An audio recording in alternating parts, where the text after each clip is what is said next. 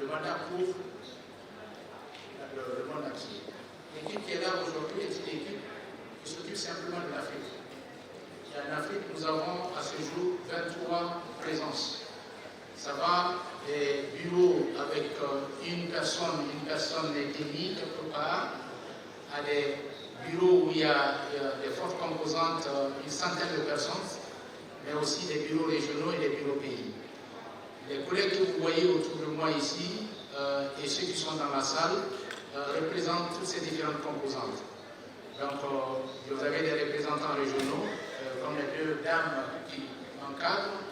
À ma droite, moi est la représentante régionale pour l'Afrique de l'Est, mais aussi le bureau de liaison avec l'Union africaine. Abigail, qui est à ma gauche, est notre représentante régionale pour l'Afrique, la partie australe de l'Afrique. À côté, il y a un autre collègue, Anganile, qui fait partie de l'équipe du bureau régional de Pretoria.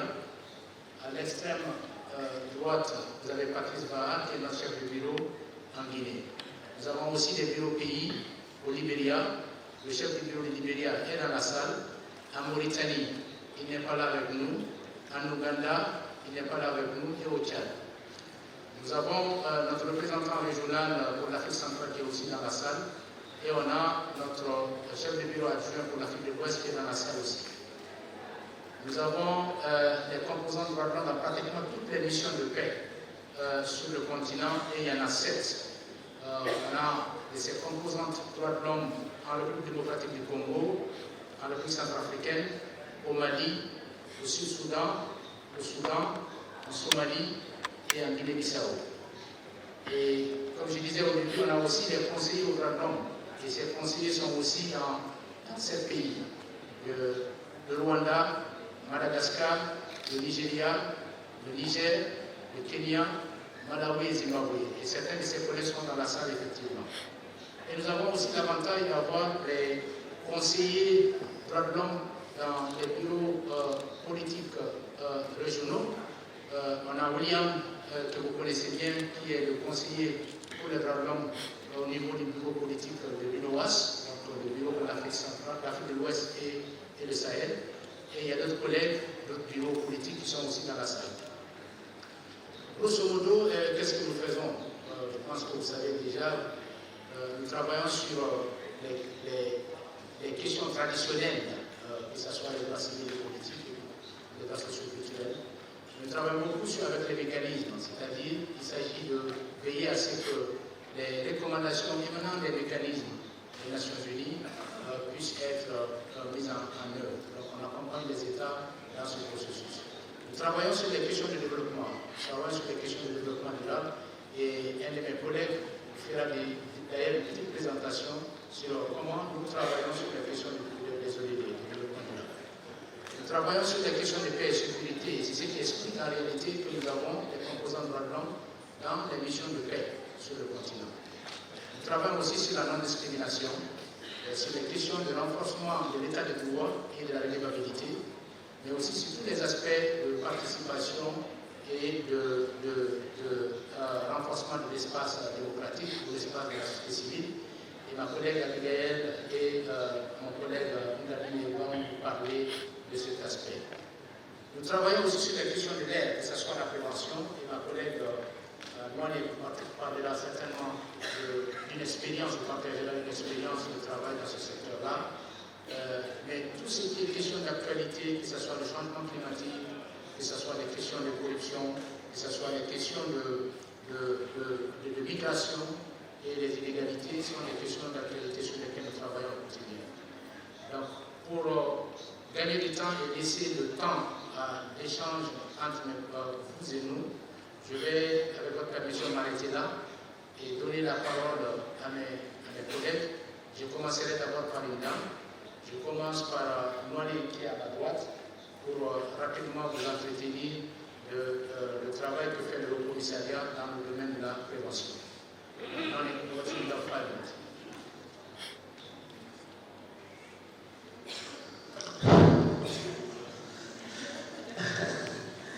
Good afternoon, ladies and gentlemen. As Mahman has said, the Office of the High Commissioner for Human Rights has a couple of areas that it is working on, and one of them is prevention. Traditionally, all the work we've ever done on human rights has always been towards, hopefully, prevention. But there is a pivot in understanding that we have to make a conscious effort as the human rights community to begin to work on issues of prevention. And what will be the issues we're talking about? It will be the gamut of everything you do, whether it's economic, social, cultural, civil, political, disability, women, whatever. Whatever it is that you as CSOs work on, and we as the Office of the High Commissioner works on, and the entire human rights community, whatever we work on, the whole idea is to understand now that with the, if you note the huge amount of displacement of violations out of conflict, there's now noted the need to pivot towards even trying to prevent those violations, trying to prevent those displacements, trying to prevent the deterioration of peace and security from occurring. And this is the pivot we're talking about. According to our Secretary General, he says that all parts of the United Nations right now should be doing everything that they can to help countries avert the outbreak of crisis that takes a high toll on humanity, which undermine institutions and the capacities to achieve peace and development. And like I said, human rights already possesses this inherent preventive powers. The international human rights system was created in response to addressing issues that arise out of conflict and to help prevent future conflicts. It also has a special role in averting the escalation of violence, as we know. So just as war conflicts and insecurity increase the incidence of human rights violations, societies that respect human rights experience less violence and insecurity. They are more resilient and they are more inclusive. And this is the whole idea, even behind the SDGs, or in the case of the African Union, Agenda 2063, to create inclusive, resilient, and peaceful societies, and to avoid conflict and violations of human rights. So as an office, how are we working on this? What the office has done is to begin to look at it from 3 areas, to bring together human rights information for early warning and risk analysis. So even as CSOs, it's also something that it's possible that you are already doing it, but it is possible for you to also kind of do a pivot to look at what the information you're generating from the point of view of presenting that information as an early warning information. It is not, you know, to react after the fact is good, but then to be proactive before the fact is even better. That is the whole idea behind prevention. To begin to look at the information you collect on economic issues, on right to health, right to education, right to housing, right access to land, right water, sanitation. How do those kind of information help the government understand that there are discrimination, that there are inequalities, that there are fractures within the society, which then result in people agitating, people going, protesting that their rights are not being met, which focuses everybody's eyes or views on the political, civil ramifications of what is happening, without looking at the underlying factors. How do you bring together all of the issues some of you have been raising today that are civil political? Drought in Mozambique, states of women in Cameroon. What are the underlying factors? How can you bring out that information out, even before those factors turn into violations? So this is what we are looking at, that pivot to be proactive and not just to be reactive. We are not to be a human rights community that collects information on violations. We could be a human rights community that works on making sure that the information we collect prevents violations. And that is the whole essence of the prevention shift. Then the other one is to, in that process, then you collect evidence of how human rights contribute to conflict prevention. It's very easy to note that when people feel included, when people feel that their rights are spoken to, when people feel that they are considered by the government and by their communities, then they don't have any recourse to violent protestations. So you collecting evidence as CSOs, and we also, this is what we're doing, we're collecting evidence as an office of the High Commissioner for Human Rights to show member states that if you attended to issues in a certain way, even things that probably would never have crossed our minds as human rights persons, the budgeting processes of government, how does it help ensure that those who need to be reached are reached and no one is left behind? How do we show government that how you budget, how the process through which you budget, the emphasis where you put emphasis on budget is a reflection of the need of your society, so that your society does not go into a situation where it begins to protest.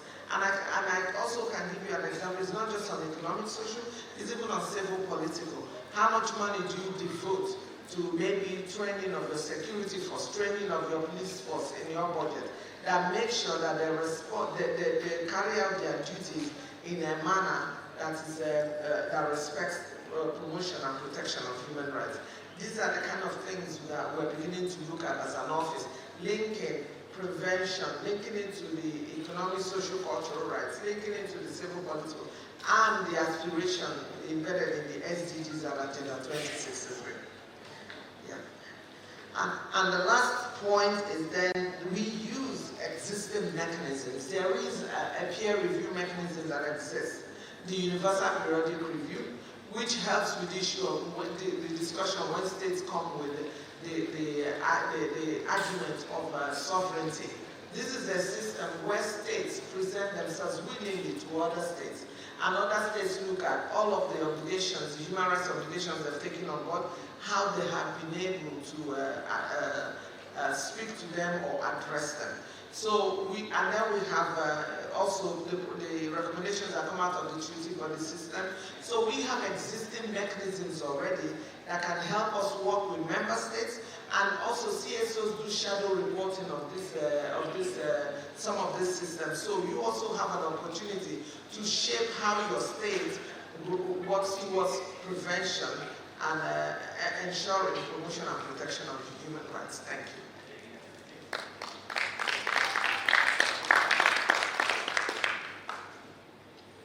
Thanks, Money. The buzzword today is leaving no one behind. So Patrice Bahar from our country office in Guinea will tell us a bit how the country office can work on promoting the SDGs and the economic, social, and cultural rights. Patrice, you have 5 minutes.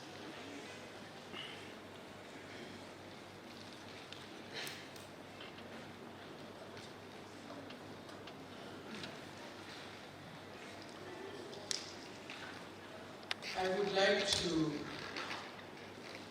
invite you to join the UN Human Rights Branch in operating a research in 3 directions that I think are relevant to the human rights community in Africa.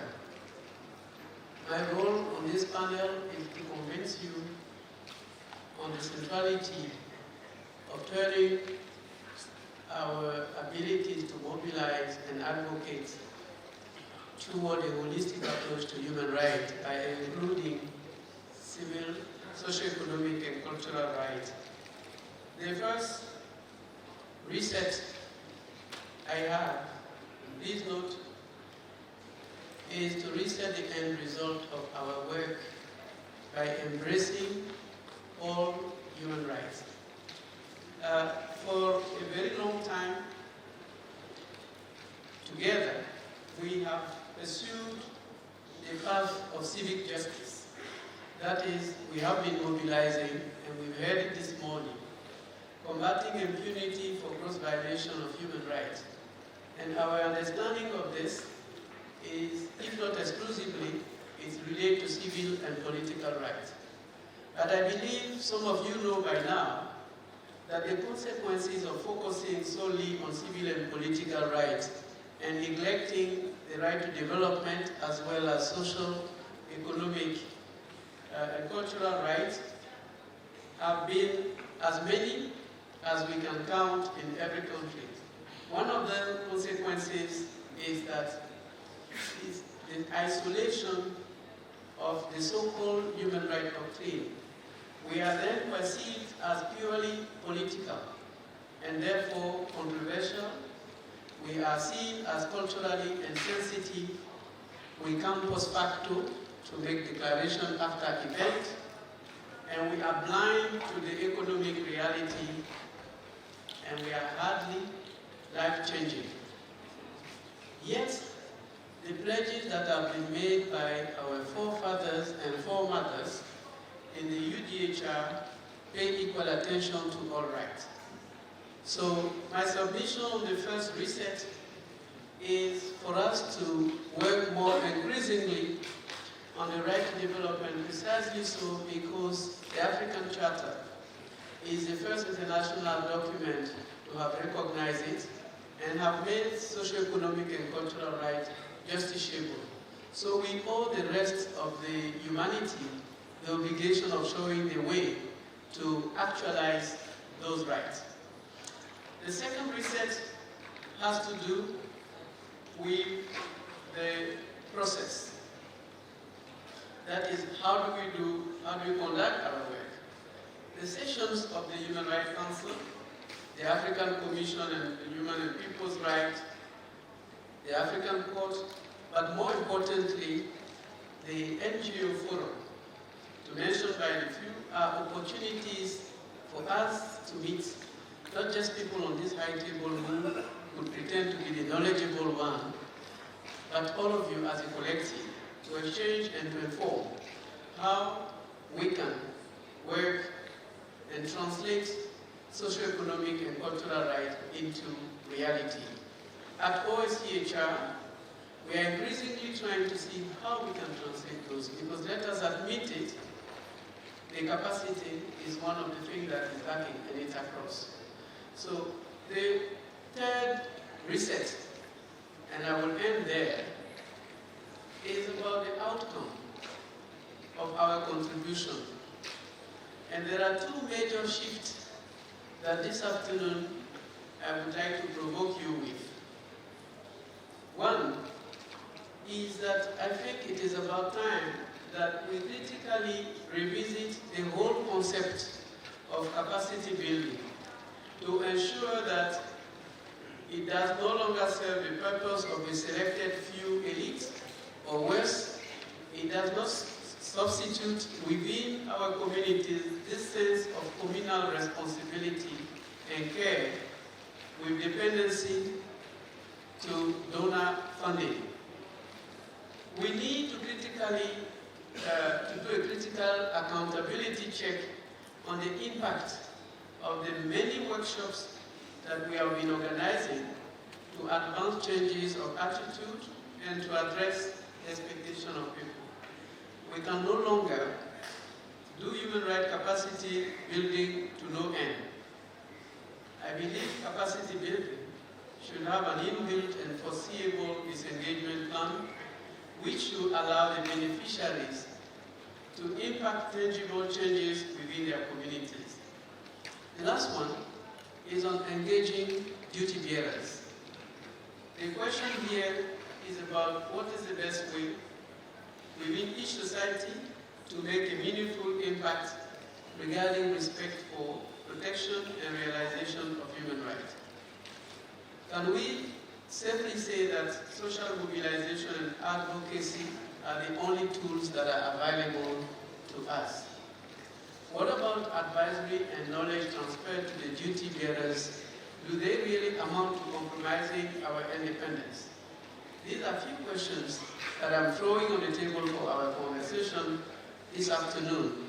To simply conclude by saying that, let's face it, gone are the days when naming and shaming alone have led to significant change in the human rights realm. Also, gone are the days when human rights were simply an issue of political debate in conferences. I believe today the cost of exclusion, the cost of deprivation, the cost of injustice in short, hunting peace and stability, not only vis-à-vis the most vulnerable within communities, but globally. Advancing the work on the right to development, using the Sustainable Development Goals and the Agenda 2063 of the African Union, I believe are frameworks. But basically, my submission to you is that unless we choose to work on the other side of human rights, which are socio-economic and cultural rights, we are actually, when we focus on civil and political rights, we are diminishing the impact of them being part of the transformation. I thank you.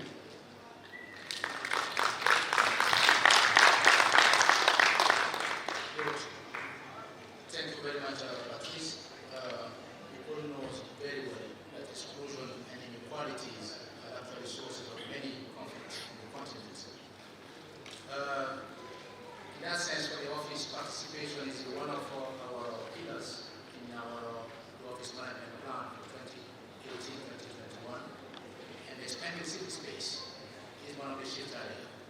So my colleagues on my left-hand side, Then will talk about participation, and then Angalide will say something with regard to what the office is doing in the time to expand civil space.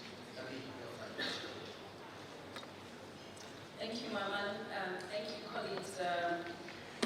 What I would like to do maybe is just give you a very quick introduction to the regional office, and then maybe say something about our overall work on civic space and participation.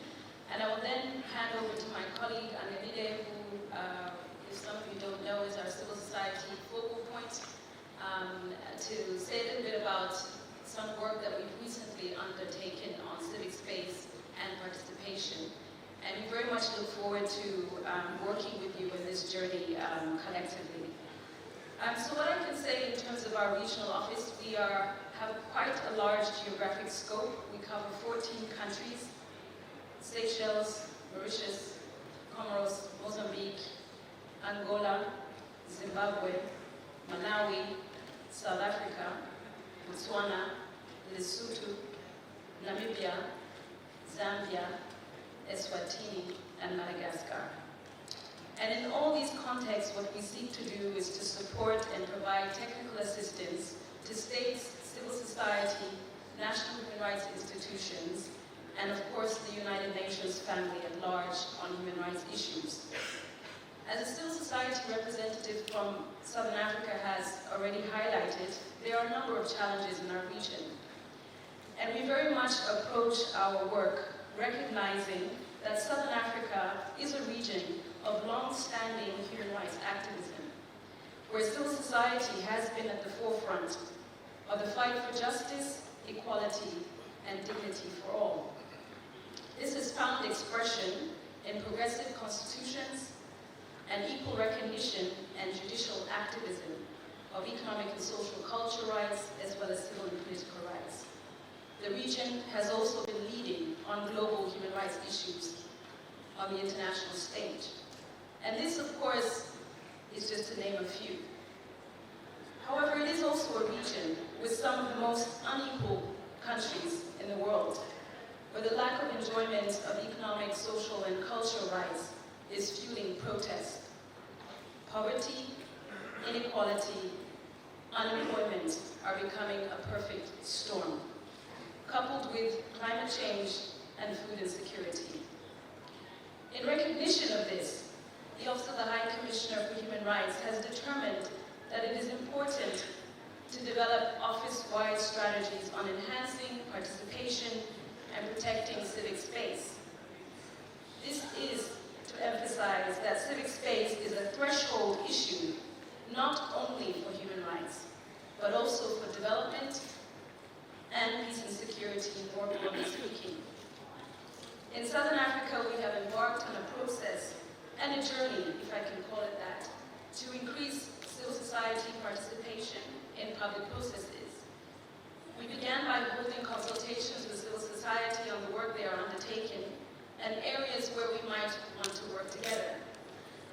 We took this work a step further and prepared a questionnaire, which was available in all languages of our region, and we disseminated it to question. Some of you, I hope, will have received it and responded to it. The intention was to get a sense of the human rights issues that your organizations are working on, your expertise, and, most importantly, your perceptions of civic space in the countries you work in. We have done a preliminary analysis of the trends and perceptions that civil society have, and my colleague Angamile will give you a couple of highlights in that direction.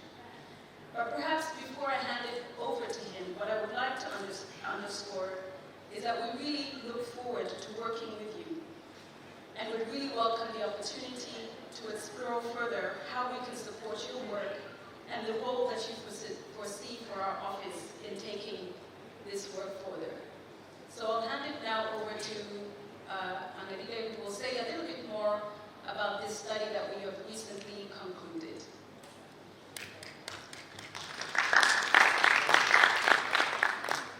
Thank you, Abigail.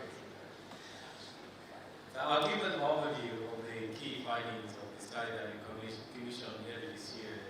And this study, as Abigail mentioned, benefited from the questionnaire that we sent out to all the 15 countries that we cover in the sub-region.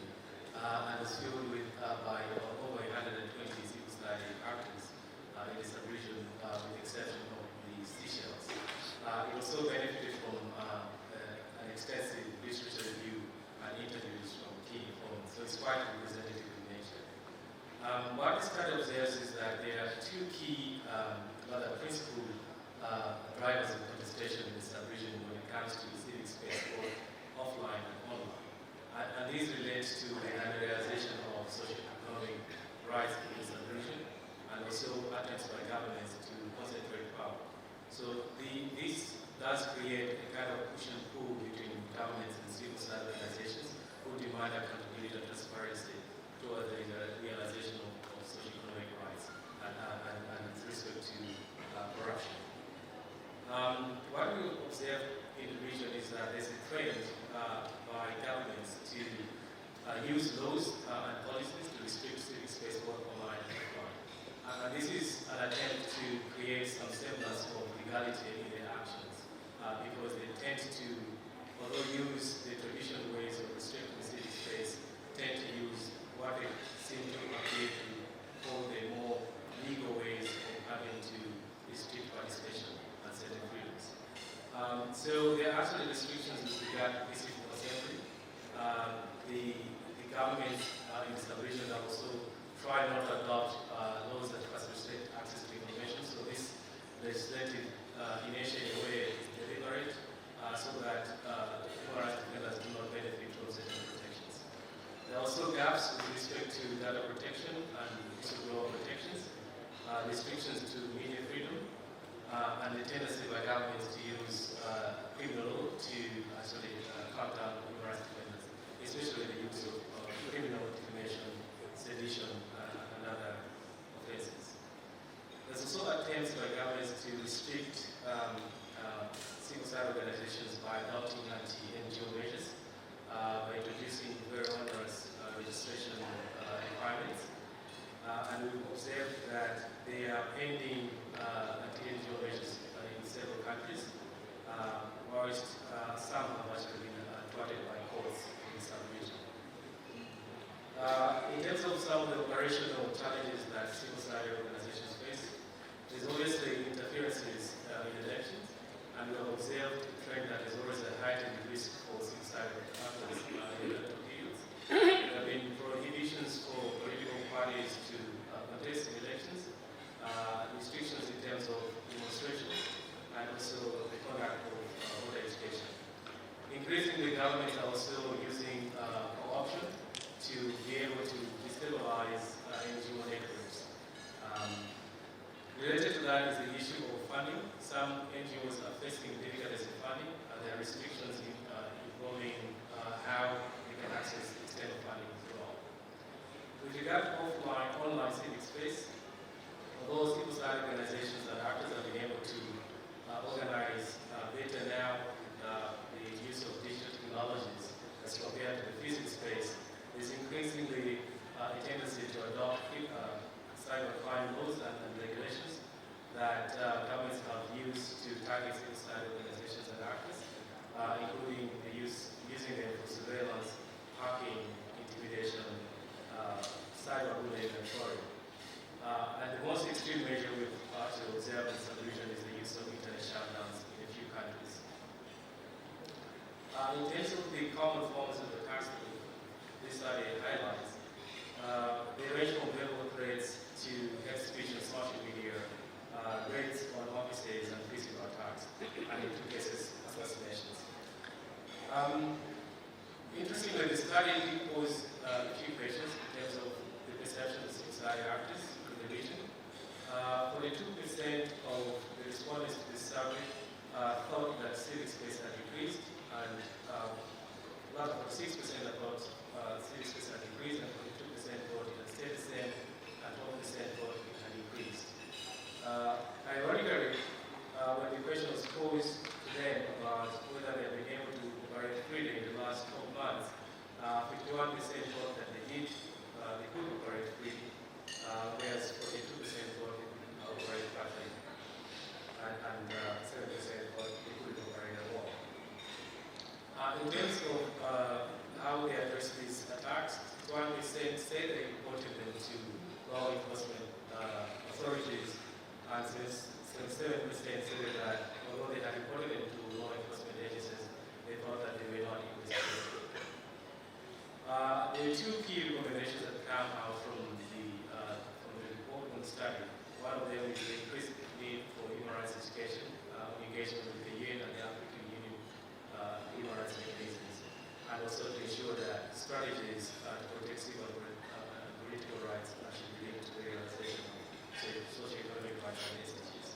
So I'll stop there.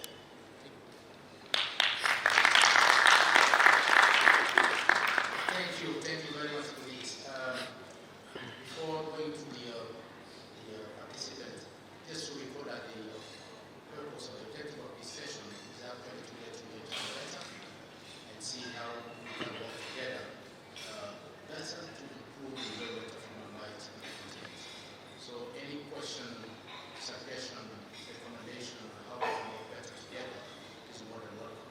As I said, that police in the meeting room will also take questions. And we stand ready to continue conversations in the margin of this NGO forum, if you so wish. So the floor is open. Whoever wants to take the floor, please introduce yourself and then make your recommendation, comment right in front of me, and then there. 3. Okay, let's say 3, and then we come back. Okay.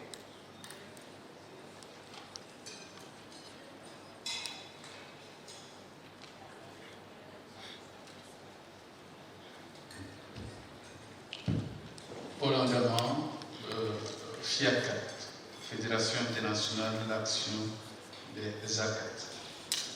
Merci pour vos interventions qui nous permettent de mieux comprendre comment travaille le commissariat aux droits de l'homme. J'ai une question et une ou 2 propositions. Alors, la première question est la suivante. Est-ce que le Haut Commissariat aux droits de l'homme lutte véritablement pour la promotion et le respect des droits de l'homme, ou est-ce qu'elle fait de la diplomatie des droits de l'homme? Je le dis parce que vous faites des rapports, vous avez connaissance d'un certain nombre de rapports de violation des droits de l'homme, et puis vous continuez d'entretenir des relations, d'aider les États dans lesquels on voit ces différents cas de violation des droits de l'homme. Il y a aussi le fait que certains États ne présentent pas de rapport devant les mécanismes onusiens, surtout les comités. Je peux citer le cas, par exemple, de la Côte d'Ivoire qui, depuis 1995, n'a présenté aucun rapport devant le comité contre la torture. Et pourtant, vous continuez d'aider, de soutenir ces États. Je voudrais aussi dire, concernant notre thématique, qu'il y a un rapport en Côte d'Ivoire qui a montré qu'il y a eu 5501 cas de torture et de mauvais traitements. Et les victimes n'ont jusque-là reçu aucun accès à la justice et à la réparation. Êtes-vous informé? Qu'est-ce que vous avez fait? Proposition. Pour mieux travailler avec le Haut-Commissariat aux droits de l'homme, n'est-il pas intéressant que, relativement aux thématiques de violation dégagées, vous puissiez, avec la société civile, mobiliser autour d'une table des bailleurs pour leur donner les moyens de pouvoir faire ce travail de lutte véritablement, de monitoring pour améliorer les droits de l'homme dans les pays. Pourquoi, en début d'année, ce n'est pas intéressant de faire une réunion avec, par exemple, dans les différents États, avec les ONG, de sorte qu'elles puissent dégager les thématiques pour lesquelles on pourrait mobiliser un certain nombre de moyens, à la fois humains, matériels et financiers, pour lutter véritablement contre les violations des droits de l'homme. Merci. Merci. L'officier de l'autre côté là-bas, vous demandez la parole. Ok, c'est ça. Après vous. Thank you very much, Chair. My name is Zingi Solosi. I'm here on behalf of the International Trade Union Congress in Africa. I'm the president of COSATU in South Africa and the president of SACHOC in the Southern Africa. I want to appreciate the inputs that were made by the panelists. But I just want to say that, and I understand that later on we're going to talk about migration. But I think what I've picked up that is still not to be linked is the issue of human rights violation using culture and religion. The effects of culture and religion in trampling on human rights. Other people have migrated, for an example, and apparently I want to get into it. They have migrated from their own countries and moved to countries where they're going to be accepted, for example, homophobia. And they get to those countries and their rights get to be violated, and it gets to be reflected as xenophobia because of economical situation in a country that they're getting into. And we're not addressing at times the real issues that are leading to migration, which is forced migration, contrary to the 2063 plan. Secondly, we may not be dealing with the real issues of culture and religion that is also used as a reason of justifying why people cannot exercise their own human rights. And just as I step down, I want to just give an example of when we went to the ILO this year. Last year we were discussing a convention at the ILO in relation to the gender-based violence at the world of work. African leaders walked away when that commission was talking about the rights of LGBTQIs. They told us that we're not going to accept it, they walked away. They collapsed the commission. This year, before we went to Geneva, they told us in Durban, in South Africa, if you are to make mention of the LGBTQIs, you're not going to have a convention. We are promising you. And we have to argue on the lines of human rights that firstly, before one is termed whether you are an LGBTQI or not, you are first a human being and therefore your human rights are fundamental. And others say, but we are coming from a religious country and a very cultural country and cultural society, therefore we do not associate with such. And I would like, perhaps if we can hear more on how we look into the religion and culture being used to violate other people's human rights, particularly the LGBTQI community. And I respect that we shall still talk about those issues today and tomorrow. Thank you very much. My name is Karin Kanezanatuli. I'm the Africa Advocacy Director at Human Rights Watch. I just wanted to say a big thank you to the panelists for the rich presentation, especially on the emphasis you've put on two issues. The holistic aspect of human rights. I think it's a trend we are seeing for the last couple of years. And the second one is the prevention. And I have maybe one tangible recommendation and two questions. I think the first question I have is, to what extent does your office work with emerging administrations, new administrations on the continent that are established in countries which have gone through cycles of violence? I have in mind countries like Sudan. I have in mind countries like South Sudan. I have in mind countries like DRC, where you have new administrations emerging with new institutions or old institutions that are repackaged within a different format. To what extent do you strengthen their capacities to be able to prevent or even identify emerging human rights violations? That is the first question I have. In terms of tangible recommendation, I think us as non-governmental institutions, CSOs, I think we ought to look at ourselves as well and recognize that we do need to be more creative and stronger in working around emerging indicators of human rights violations. There's a lot of work to be done, especially on issues like migration. Having said that, will it be possible to have, moving forward, a platform like the one that exists, I believe, already within the African Union, a platform where CSOs and national civil society organizations could actually brief your office, since you have different offices, on emerging issues that they themselves already see? Will it be possible to have a platform like that? And I think I'm going to stop here. Thank you very much again. Thank you, Karim. We can take another two questions and we'll come back to the panelists. I see my brother here. There is another one just next to me, and let's take a lady now.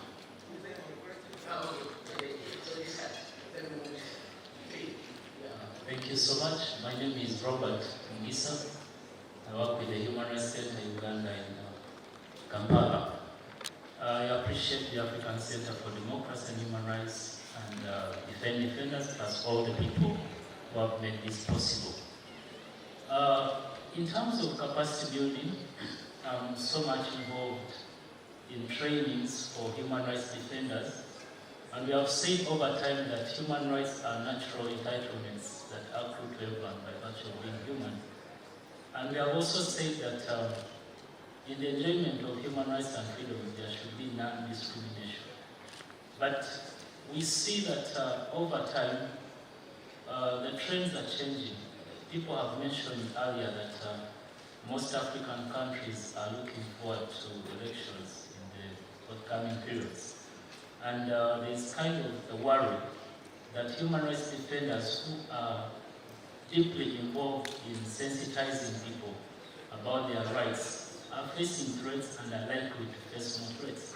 So when we talk about civic space reducing and shrinking, it's a fact, yes, but what more can be done by the officers in terms of ensuring that, much as we are seeing, or foreseeing that the space is reducing, how best can human rights defenders be protected in these countries or on the continent? In Uganda recently, in March 2019, the Human Rights Enforcement Act 2019 was passed and assented to by the President, but up to now it has not been gazetted. Yet we thought, as human rights defenders, we'd be able to use the laws that are in place to protect human rights. Secondly, there is an advocacy effort to have the human rights defenders law taken to Parliament in Uganda, but recent engagements still reveal that there is limited political will. So how can the officers help us to strengthen the statements to our countries to make sure that human rights defenders are protected, and then ultimately human rights will be protected and realized? Thank you. My brother gets in front of me here, and then we'll go to the sister. Gracias. Excusez, je vais commencer par parler en espagnol. Je veux remercier le président. Et je suis de la Guinée équatoriale, mon nom est Samartel Comitien. Moi aussi, je vais faire une proposition parce que le panneau, c'est de chercher le moyen durable, la solution durable pour la protection et la promotion des droits humains à notre continent africain. Et je vais commencer à dire que je crois que toutes les interventions ici, on peut quitter un petit conclusion. Ça veut dire que la violation des droits humains en Afrique, c'est une réalité. C'est un dénominateur commun que tout le monde a parlé ici. Et le premier oublié, la première personne qui est oubliée de protéger et promotionner les droits humains, c'est les États. Et c'est les États qui ratifient le traité international, comme la Carte africaine des droits humains et des femmes. Par exemple, la Guinée équatoriale, on a ratifié le traité international depuis longtemps, mais la Commission africaine n'y a pas aucune. The first reason of displacement is wars. We must stop any wars in Africa and finish any war in Africa. Also, we must minimize the gap between the rural and urban area in our country. I think we need all our country need building capacity, more about building capacity and very things to make good in human rights. I think the second mission we find the Arabic language is one of the language of this session. Thank you. Thank you. Alors, on vient de me rappeler qu'on n'a que 10 minutes. Nous apprécions beaucoup et comme je dis, il va y avoir des frustrations parce qu'on ne pourra pas prendre toutes les questions de cette session formelle. Donc, ce que je propose, on prend encore 2 questions, c'est important pour nous de vous entendre. Après, avec votre permission, je vais demander à mes collègues qui sont en face de moi ici s'ils peuvent contribuer un peu au débat, soit en répondant ou en faisant des observations par rapport aux questions qui ont été soulevées. Et je reviens au panel, à qui je donne 1 minute à chacun, pas plus, pour donner des feedback par rapport à ce qui a été. Je suis vraiment désolé sur le temps qui nous manque. Je vais prendre une femme et un homme. Alors, il y a la dame en blanc là-bas qui a soulevé sa main. Donc, pour ma soeur, et puis le monsieur ici. Voilà. Donc, laissez d'abord la dame. Merci.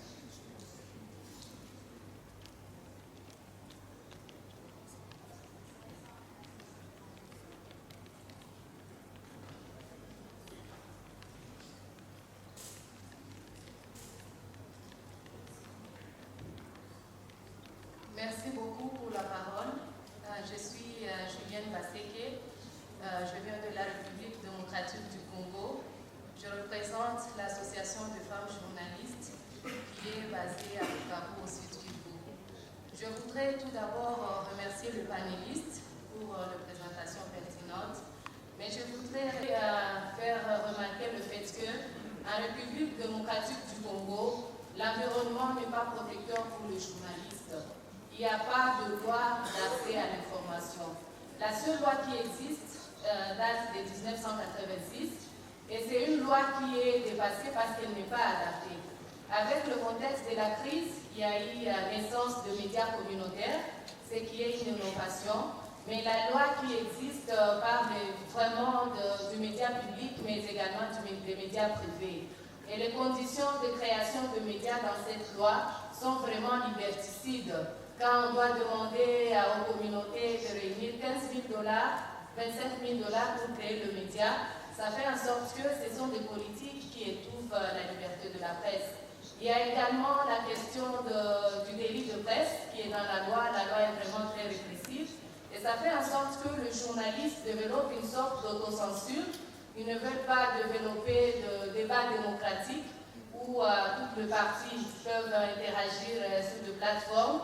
Et ils ont peur de menaces parce que par le passé, je pense que vous êtes au courant, il y a eu beaucoup d'assassinats de journalistes dans ma ville.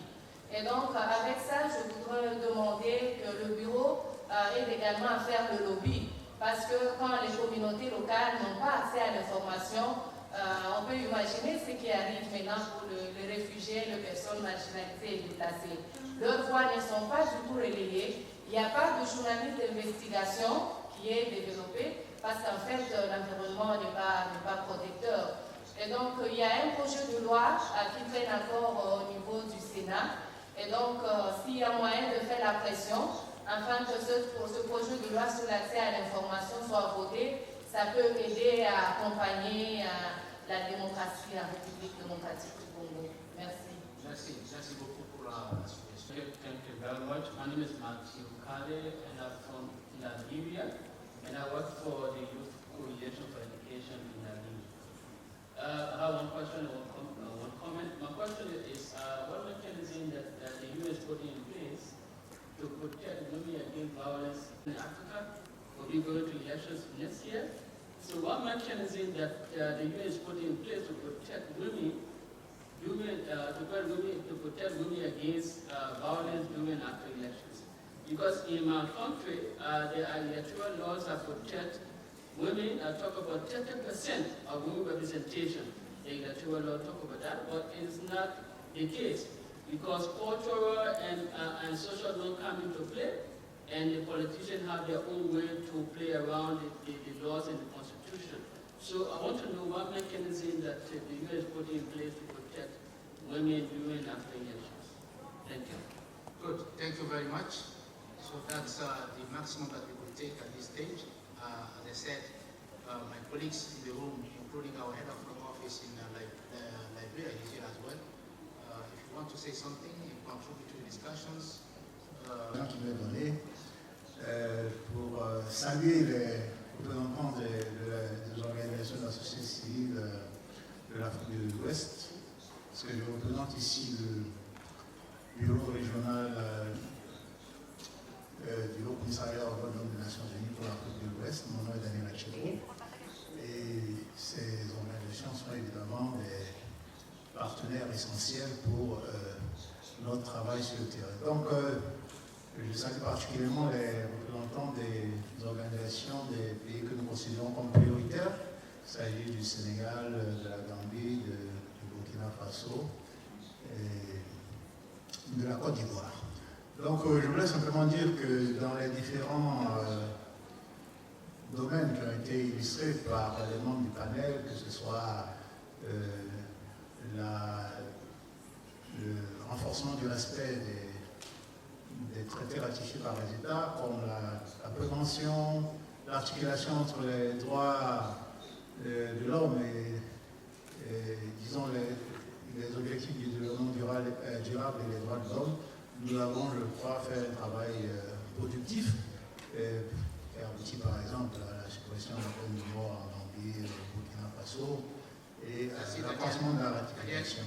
Alors, je voulais simplement dire que dans les domaines de la prévention et des SDGs, nous avons encore beaucoup de travail à faire, et ça sera donc mon prochain chantier. Merci. Merci à toi. Louis-Marie. Ok, je suis Louis-Marie Boka, je suis le représentant régional pour l'Afrique centrale. Je voudrais d'abord saluer le travail des ONG de tous les continents et aussi dire à ceux qui sont en Afrique, aux ONG qui sont en Afrique centrale, que nous devons travailler davantage pour consolider nos réseaux de travail. Et que l'année qui vient, 2020, c'est une année très sensible pour nous parce qu'il y a beaucoup de nos pays qui seront en période électorale et comme vous savez, les périodes électorales sont source de beaucoup de violences chez nous qu'on va travailler ensemble pour la prévention des violences. Il y a un collègue dans la salle qui avait posé la question de savoir si nous faisons une diplomatie des droits de l'homme. Alors, je veux vous dire que nous travaillons dans des pays avec lesquels nous avons un accord de siège. Donc, nous avons un mandat et nous travaillons et avec les autorités et avec la société civile, disons, toutes les parties prenantes des droits de l'homme. Et si nous continuons de travailler avec les États, parce que la responsabilité première en matière de violation des droits de l'homme, c'est l'État. Et l'État va accomplir ses obligations. nous devons nous pousser à chaque bout du champ à ce qu'ils puissent observer ces obligations et les accomplir. Cela ne veut pas dire que nous faisons la diplomatie des droits de l'homme, mais nous faisons en sorte que un individu qui est au fin fond du pays puisse jouir de mêmes droits et libertés que ceux qui habitent dans la capitale. Donc c'est dans ce sens que nous sommes dans l'obligation de travail de pousser le gouvernement à accomplir ces obligations internationales. Merci. Merci Louis-Marie. Est-ce qu'il y a quelqu'un d'autre? William, quelqu'un d'autre ici? Jenna? Non, ça va? What we are doing to ensure not just women participation in elections, but to protect the rights of women. I think our friend mentioned violence. I think as the UN, we can, and this is exactly what we're doing, working with regional partners. You understand that if you're in the region, for example, West Africa, the primary sphere of action rests with the regional community. So in this case, ECOWAS, it's just an example, and I think it applies to other regions. What we try to do together is to mobilize the local communities through the setting up of what we call the working group on women and youth, to get women and youth deeply involved in the governance, particularly electoral processes. And this is closely linked to the issue of bringing women around to also monitor the process through the various women's situation rooms that we have during the electoral process. The aim of all of this is to, one, mobilize locally to ensure that there are women candidates, but also that women and youth have a key role to play in the process. But two, to be able to monitor those instances of violence against women before, during, and after, so that we can in fact together, nationally, regionally, take appropriate actions. So I think there are these structures that exist at the local and regional levels that you can tap on and you can contribute to. Thank you, William. Patrice?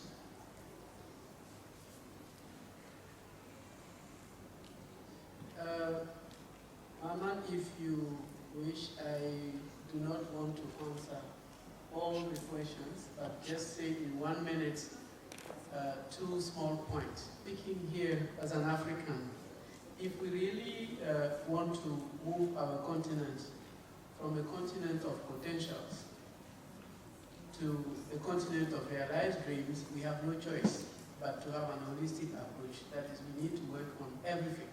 We just can't segregate.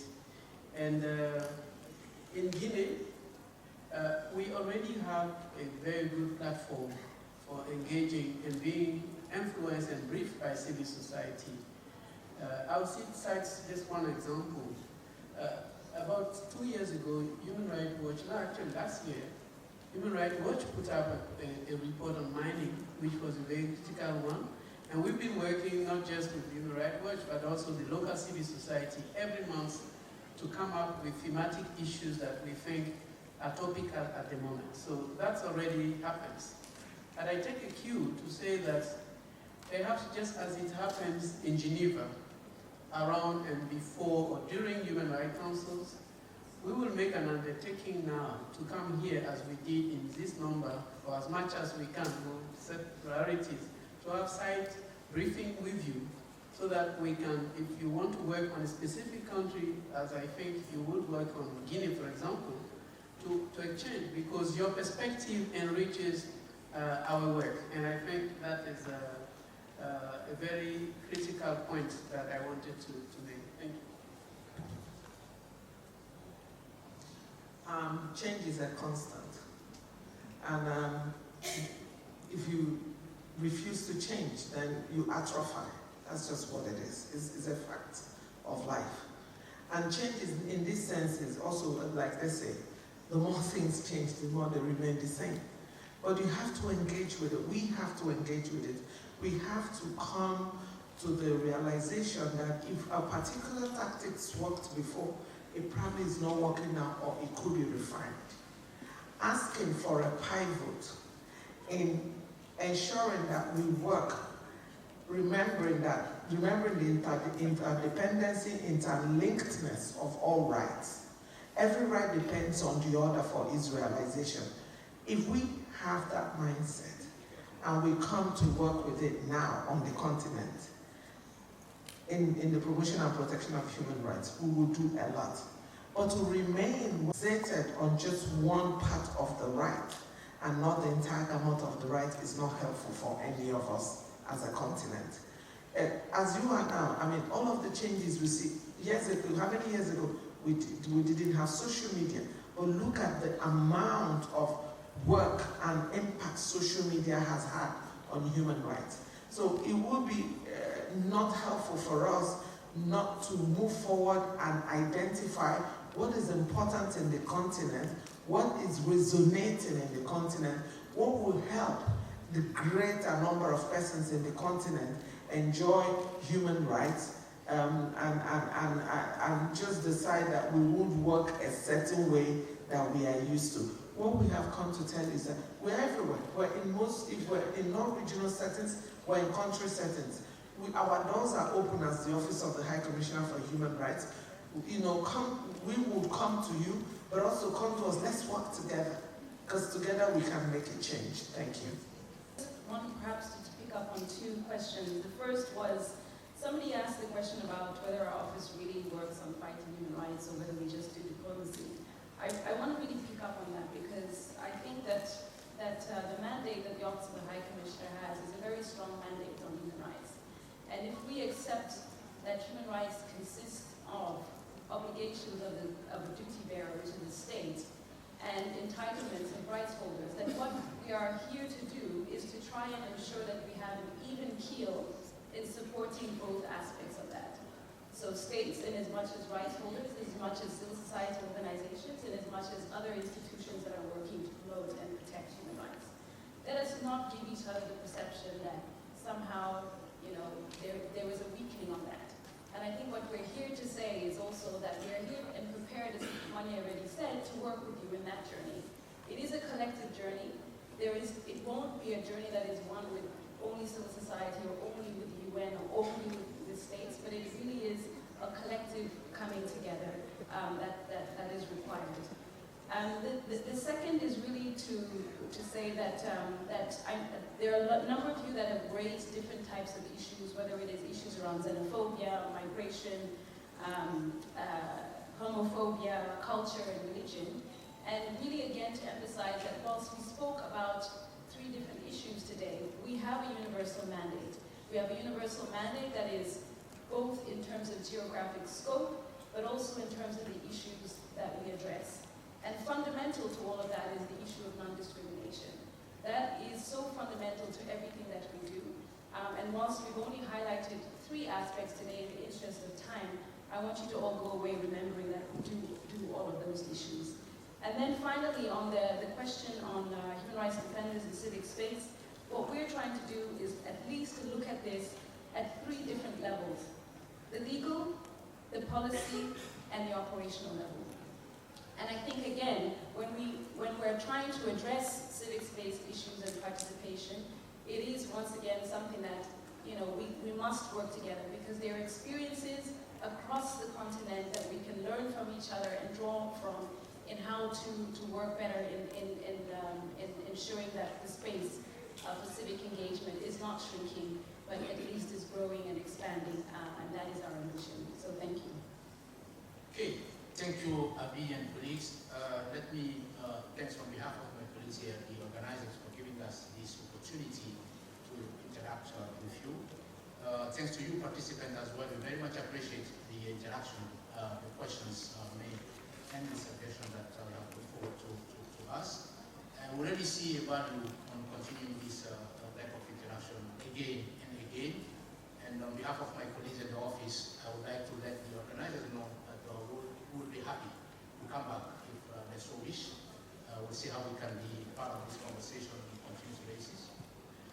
And I mean, some of the colleagues have already suggested, and I said that at the beginning, we, without intending to disturb the meeting, if anyone wishes to continue the conversation, conversation, we are around here. Even after working hours, we will continue some of the bilaterals. To end, let me just quote Mother Teresa. Mother Teresa was saying, and I quote, "I can do things that you cannot do. You can do things that I cannot do. And together, we can do great things." So let us all work together to do that great things. And thank you for your attention. Thanks for the organization as well.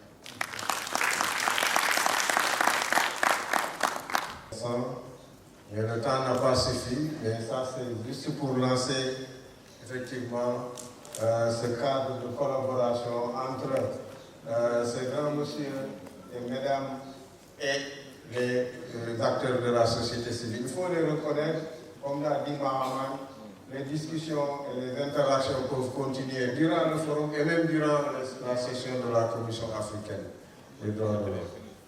Sur ce, nous allons appeler le panel sur les solutions durables au déplacement et à la xénophobie. Corlette, est-ce que Corlette est là? Voilà, Corlette. Trouver des solutions durables au déplacement et à la xénophobie. Je signale que nous sommes toujours en train de courir derrière le temps de la journée. Corlette, Anna Moyo, rejoindre le podium. The panel on seeking solution to address xenophobia. I have members of the panel here.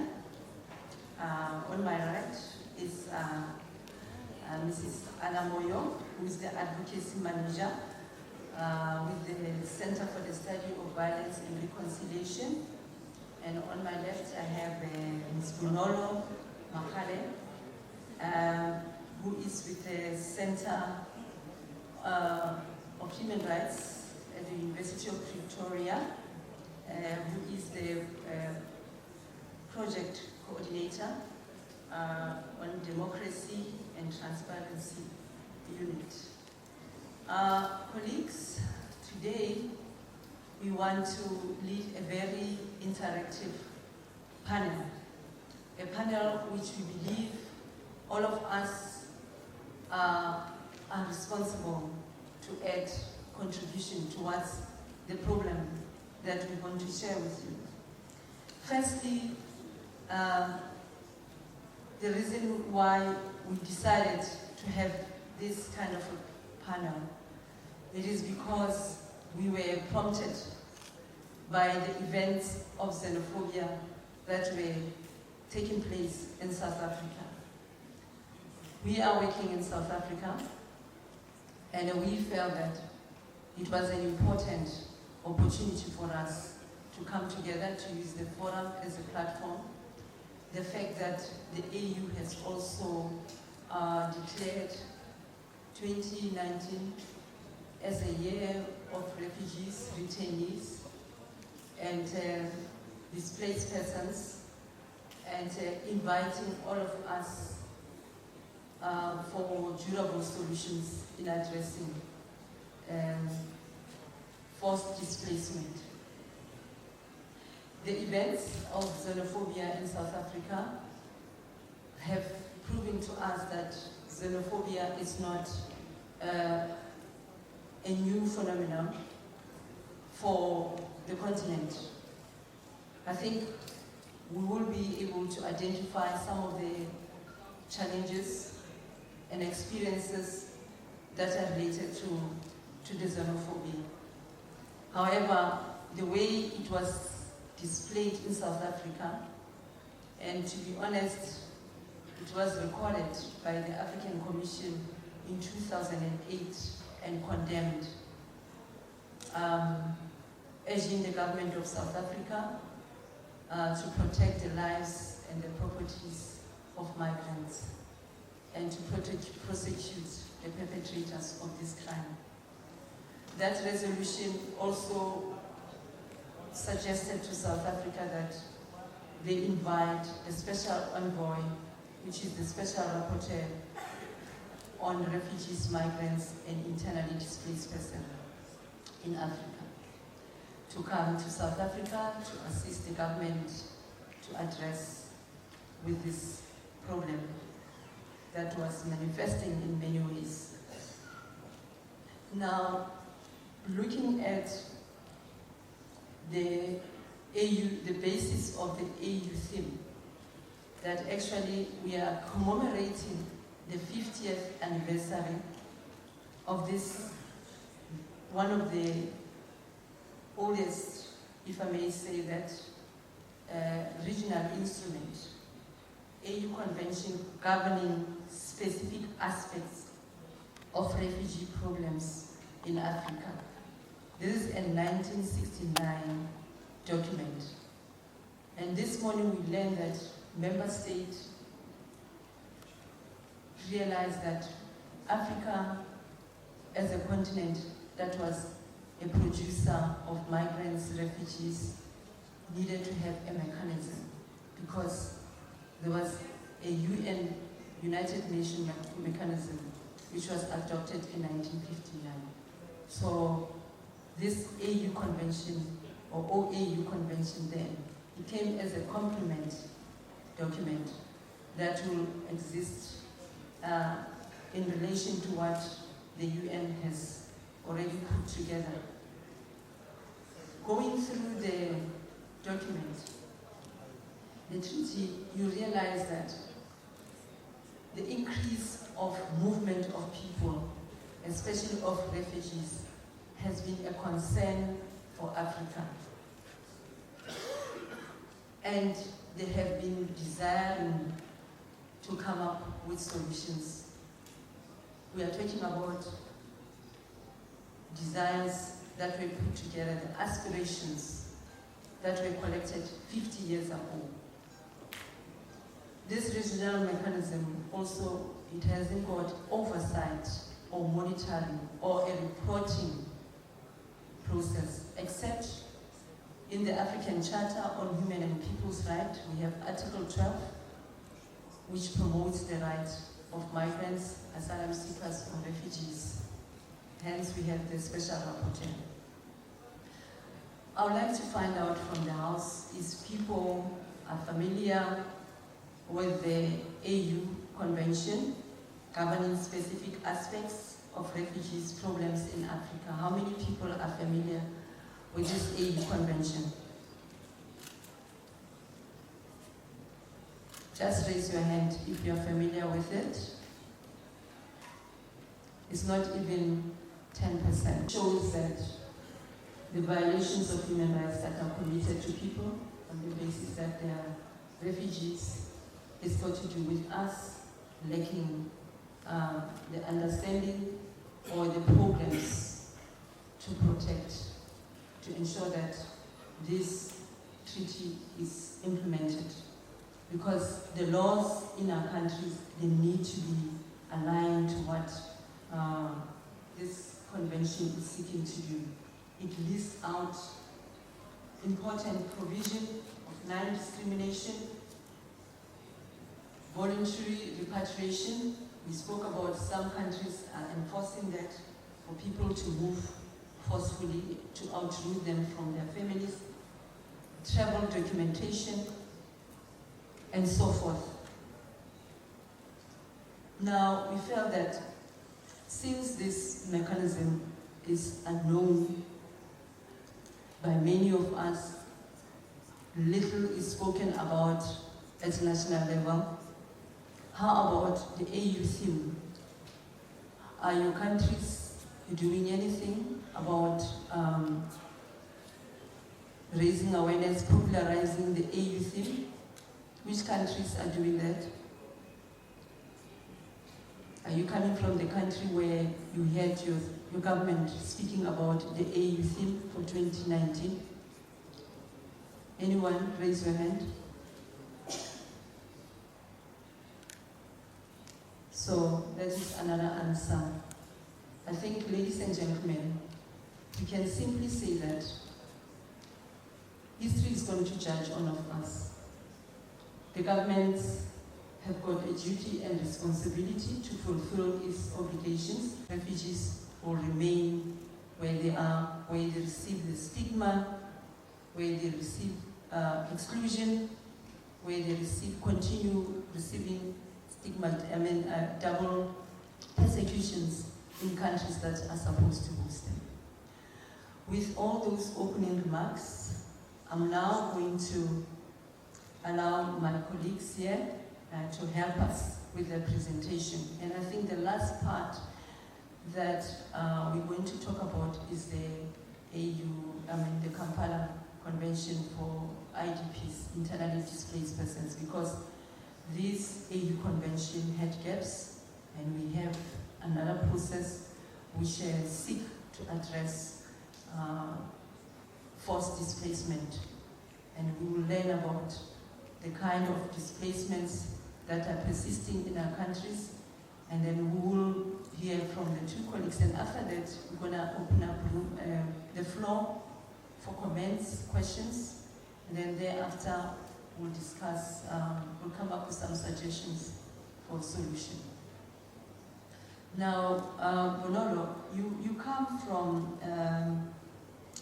you are a South African, and I'm sure you are a citizen, a civil society that has been monitoring the violations of human rights, and you work with others from the center.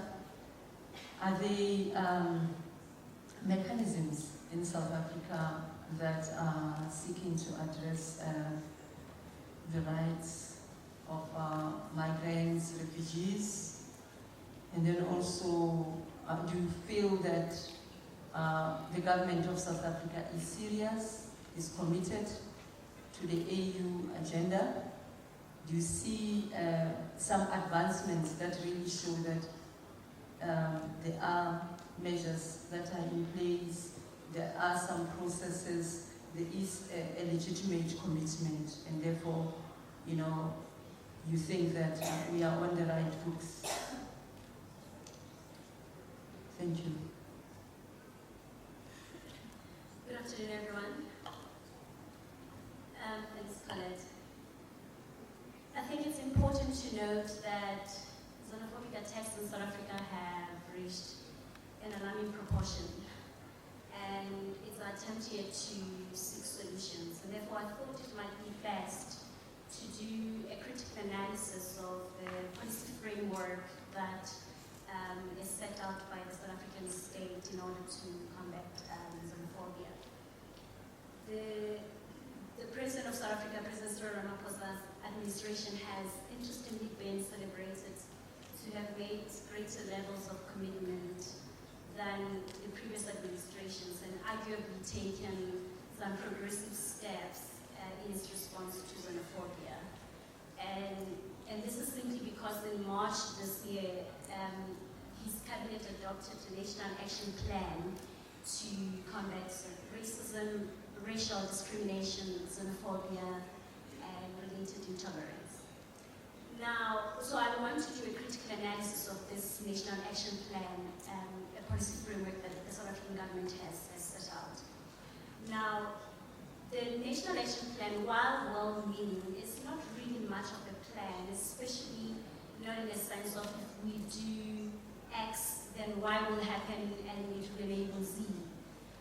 But critically, the drafters of the National Action Plan made the same mistake that the drivers of the Truth and Reconciliation Commission made in the early 90s to try and force-feed truth and reconciliation to the population without truly building consensus among citizens.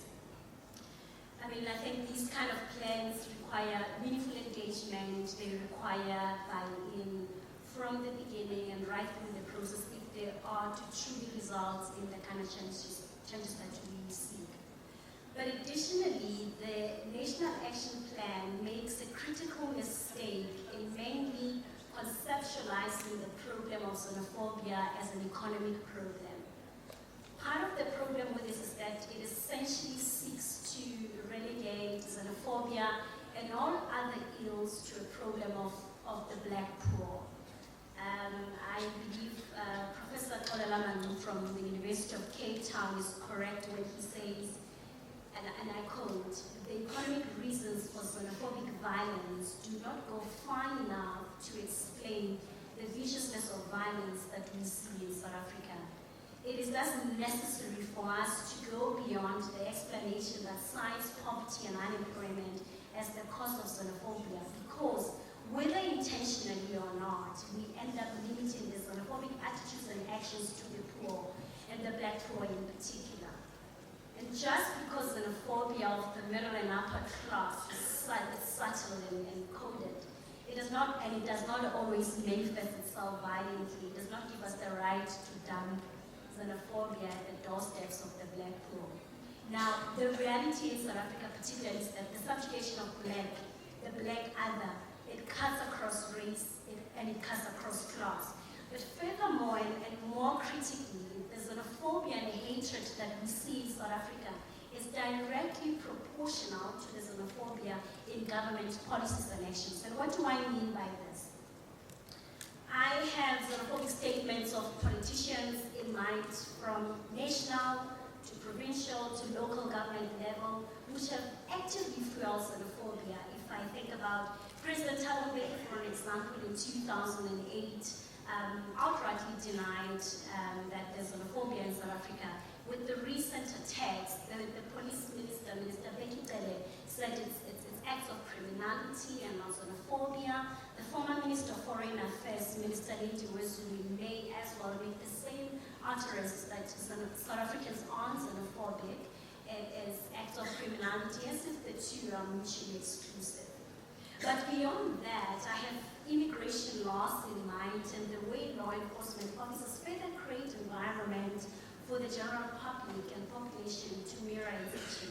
And therefore, I want to argue that the National Action Plan is a policy framework by the South African government to combat xenophobia and related intolerance is being anchored for meaningfully addressing the problem it seeks to address.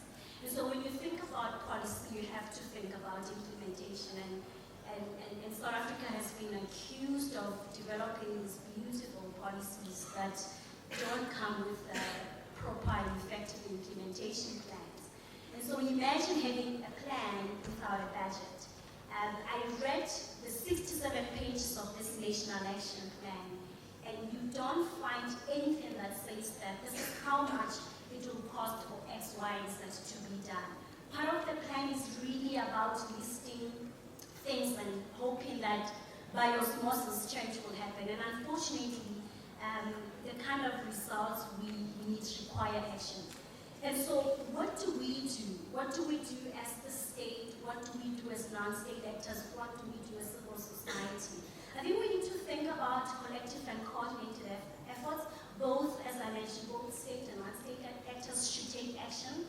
And I think it really requires us to have a clear theory of change on what we believe will result in the kind of outcomes we want to see. Without theory of change, or even more than one theory of change, actually, we are simply throwing ideas and actions on the wall in a non-systemic manner. And so we think about it that for the short, medium, and long term, we need to map out what the state and what non-state actors need to do on the legal level, on the social level, on a political level, on an economic level. And I think on a legal level, it's important to note that the state actually has an obligation to respect and to protect human rights. The South African government should take all necessary measures to protect fellow Africans that live within its borders. And perhaps even in an event of violation of human rights by other agencies, appropriate remedies should be offered to victims. And that's what access to justice look like. The state should think about reaffirming rights. This could be developing policies specifically on xenophobia, effective remedies for victims, access to healthcare, etc. These efforts should be centered on international recognized human rights principles, and of course, they should be context specific. They should speak to the experiences of victims, and they should address human rights issues that come out of these experiences of victims. And as I conclude, I think it's important as well for us to be intentional in building strong civil society solidarity network across the continent to advocate for migration, but more importantly, there's a great need for political will. As I noted earlier, that South African politicians are denying the existence of xenophobia, and I think as a starting point, our political leaders need to acknowledge that South Africa does have xenophobia within its borders. And only then, when there's an acknowledgement that there's xenophobia within our borders, I think that the state will be more intentional and we will see a political will. And of course, there's the need to encourage an African rhetoric, that could potentially dismantle the notion of us and them, and perhaps think through ways in which we can develop a collective identity as Africans. Thank you. Giving us the perspective of South Africa from administrative level, how politicians, use all sorts of strategy to fuel the sketch, to take advantage of the situation, and the shortcomings in some of the plans, like the National Action Plan on Racism, Racial Discrimination, Xenophobia and Related Intolerance, that it is a delayed action plan. As you remember, South Africa hosted conference on racism in 2001. Been dragging our feet since then up to this year when this National Action Plan was launched. And that National Action Plan, when it was launched, it was somewhere far away from communities. It was somewhere in an expensive hotel. Little popularization was done, little awareness was done, and as she has mentioned, there is no budget for implementation, and there's emphasis on role of civil society and collaborations, and there has been this expectation that the civil society will perform some miracles in addressing the problems that the country is facing. So I'll now go to Anna. Anna is working, in implementing transitional justice project continentally.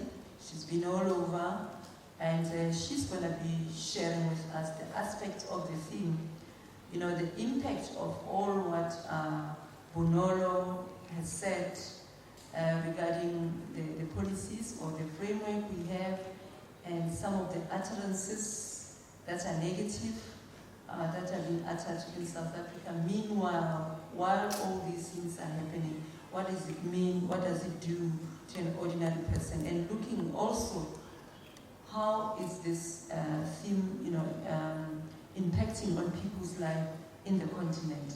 And share with us some of the experiences around this theme. Okay, thank you, Anna, for your presentation on the challenges and how you try to assist.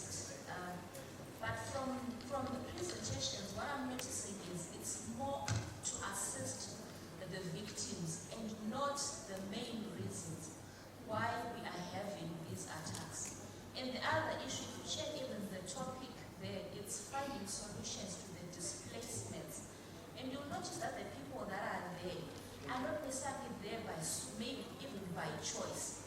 Some of them are victims of serious human rights violations in their country. And what is being done to make sure that even in their countries where they come from are engaged so that at least they can feel welcome and safe even in their own countries. Even the neighbors to South Africa, there are serious human rights violations. And I refer to Zimbabwe. We have had 64 abductions just 2019. And if this happens, we run to South Africa because we feel it's closer and it's easier to get there. So how best can we try to assist those people, either to feel safe even in their own countries and to try to engage even their own governments and organizations within their own countries so that there is these displacements, if there are cases that they can be solved or engagement can be done, they can go back to their countries and to address the real reason why people are flocking and moving to South Africa and running away from their countries. Thank you.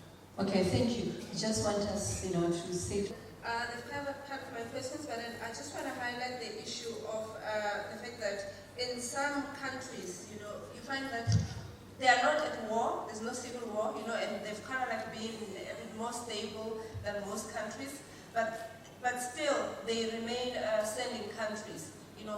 What is it that is being done to ensure that the powers that be in those countries are also engaged as to what is it that is making them allow a lot of their citizens just flop out like that? Is the issue of remittances that are going back? Why is it that people are actually flocking back and rather prefer to leave home and go somewhere? And what is it that in that specific state they are doing, in a country of origin? What is it that the authorities are doing towards issues of social welfare, provision of, infrastructure, and so on and so forth? Because it's something that I think the authorities or the governments in these states are not necessarily engaged in. Honestly, you find that in some instances, they whisper about the fact that, actually there are certain elements that we want to be out there, and it's up to you guys how you handle them. It's just that with us, we're not going to go out and publicly speak out on it, sort it out, but do it quietly. What is it that these various organizations, the UN, the African Commission, what is it that it is doing to engage these countries of origins on that? Thanks. Thank you very much. Next, please. Bonsoir tout le monde. Avoir adressé la question de la xénophobie. Mais je regrette un peu le fait qu'on n'ait pas parlé du tribalisme qui est un problème foncier à tous les pays africains. Est-ce qu'il ne serait pas intéressant qu'on commence par voir, parce que la xénophobie, ce n'est pas seulement la peur de l'étranger. Au niveau du continent, on parle de l'intégration régionale, et pourtant, dans nos pays, on n'arrive même pas à accepter l'autre qui est de l'autre tribu. Je pense que c'est un problème que la Commission devrait commencer à adresser. On devrait avoir une résolution là-dessus.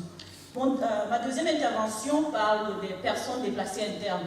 J'ai l'impression que c'est l'une des couches des personnes victimes des conflits qui sont un peu négligées. Parce que parfois, on a l'impression que comme ils sont dans leur pays, ils n'ont pas les mêmes besoins que les autres. C'est-à-dire que la force de mobilisation qu'on fait pour les réfugiés, ce n'est pas la même chose qu'on observe au niveau des personnes déplacées internes. Et j'aimerais qu'on mette un peu plus d'emphase là-dessus. Merci.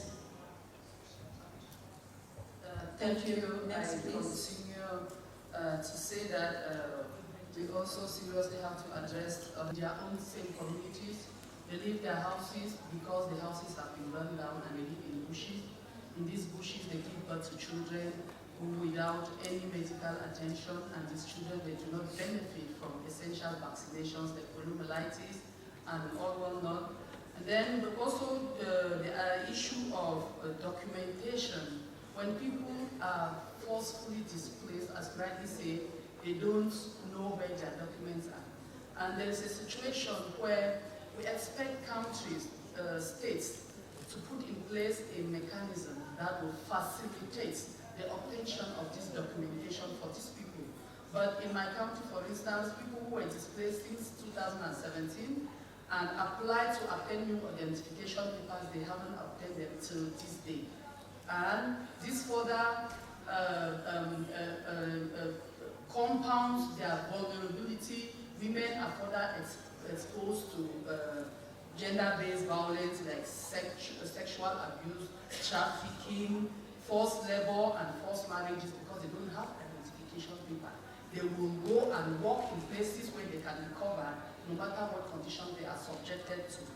We also suggest that we urge our countries, our government, to provide shelters for these people who have displaced, forcefully displaced from their own regions to other regions where they are not used to, and they are rejected in some of these regions. So government should provide them with official shelter where it will be easy to identify them.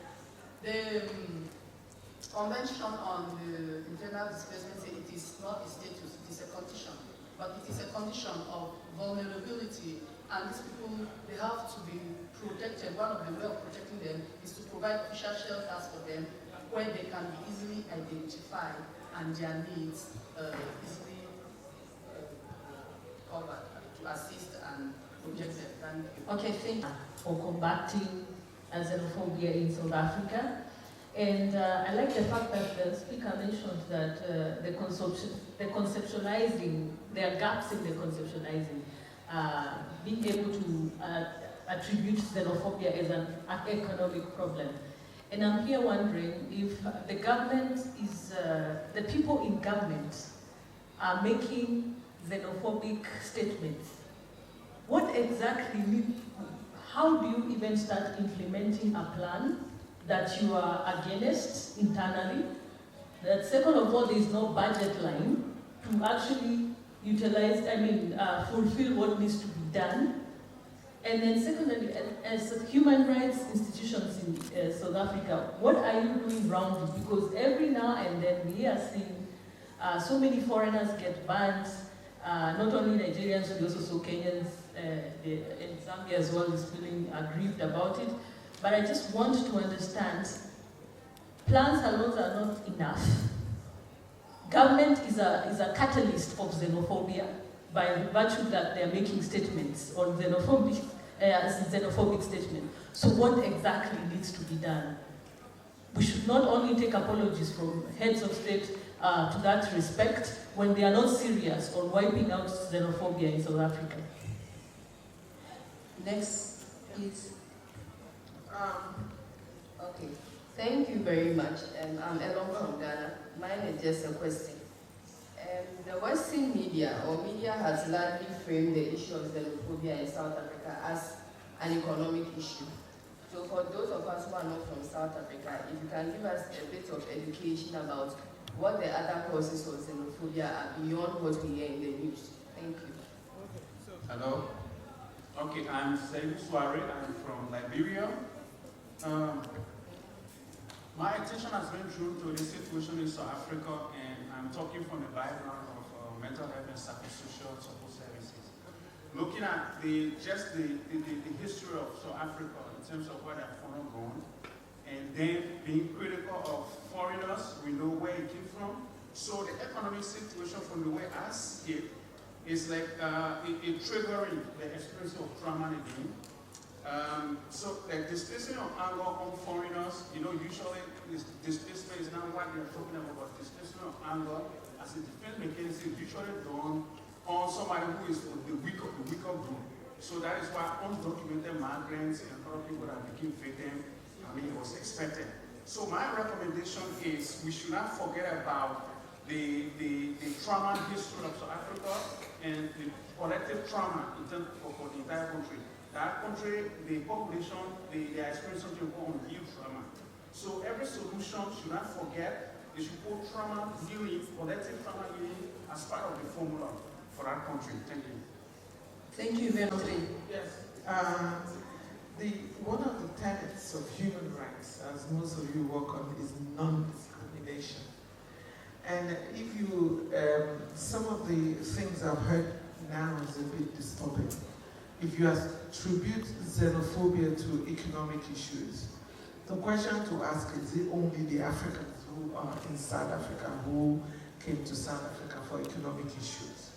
Why are other people not being attacked? There are so many other people in South Africa who are there for economic purposes. I think it's important that in making our points and in looking for solutions, we really, as human rights advocates, remember the norms and values that guide what we do. Yes, next, I think. Je voudrais justement poser la question sur la xénophobie. Parce que ici, nous sommes en train de parler de solutions durables à un problème de xénophobie. Et on ne peut pas trouver une solution durable lorsqu'on ne connaît pas les causes du problème.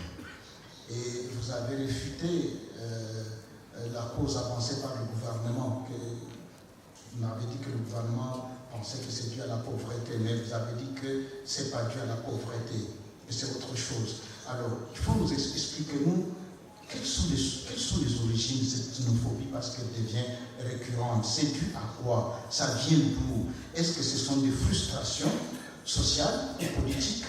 Est-ce que ça vient des discours des hommes politiques? Est-ce que c'est lié au système éducatif? au niveau social.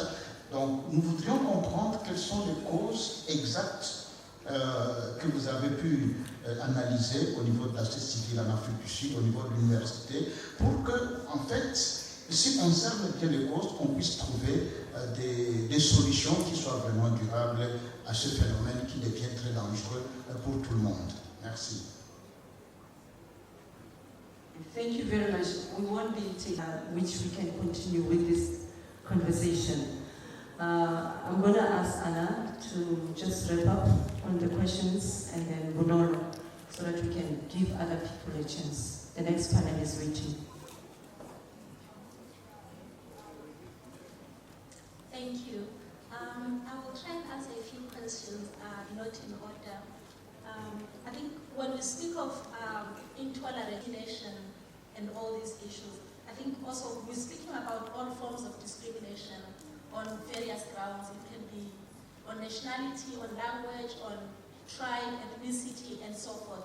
And we have seen that there is exclusion, there is discrimination along these various areas, for instance. So even tribalism becomes one of the fault lines for hatred, for exclusion, marginalization, and so forth.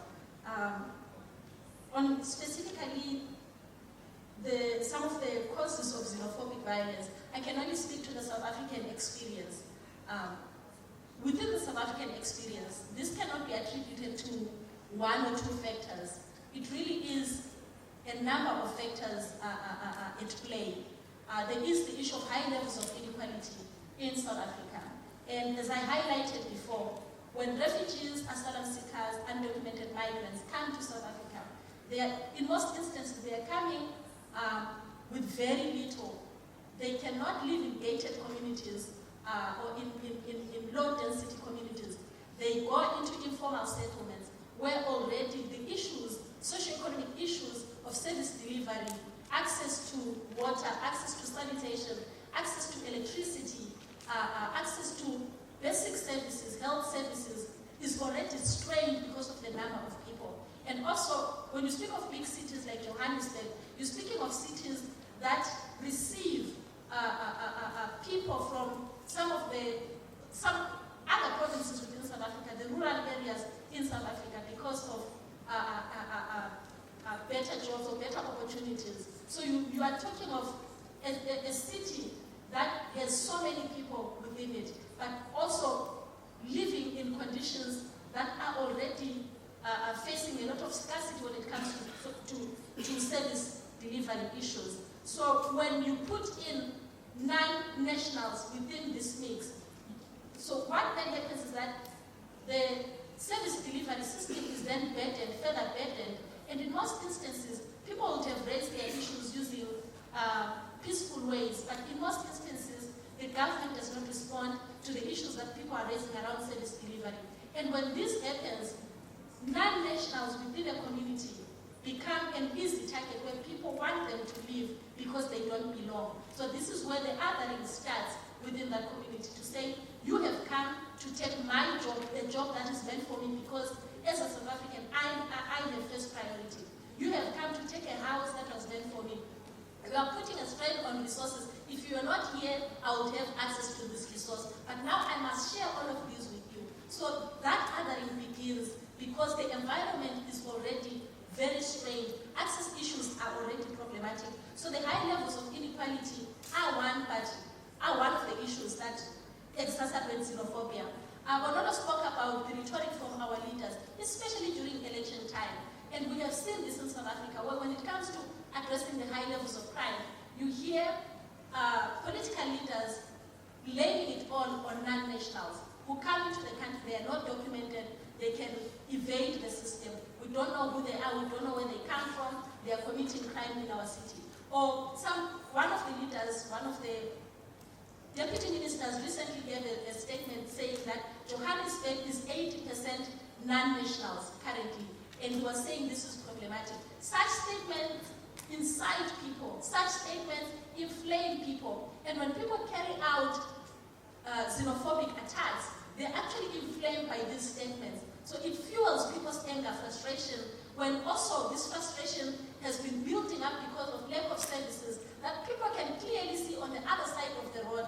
Because in South Africa, we have a system whereby low density areas are alongside high density areas. So for instance, you look at Alexandra across the road from Sandton, where you can see all the services that Alexandra needs on the other side of the road. It's not that services are not there, but they are not there for a specific group of people, for instance. So that is the problem.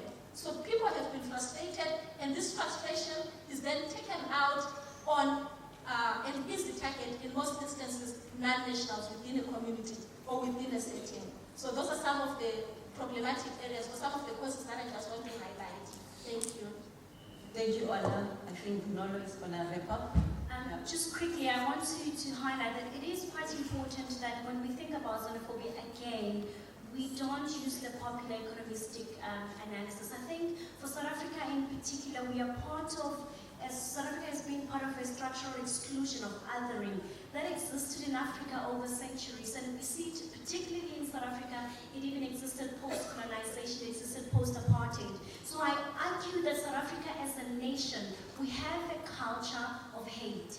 We are a nation at war with itself. We have a history of violence, a state-funded violence. And so if we are only going to limit our analysis of xenophobia to fighting for resources, to access, to poverty, to unemployment, we are actually going to struggle with finding solution. And I think at the heart of it, I suspect that South Africans are projecting a trauma from the past. And we need to appreciate the fact that there is a link between racism and xenophobia. So I think South Africa largely, beyond the poverty, the unemployment, and the economic analysis, which I find problematic, I should add, I think as a nation, we have a culture of hate, we are a violent nation, we are a nation at war with itself. And something needs to be done, because if that is not resolved, we're going to find ourselves here again.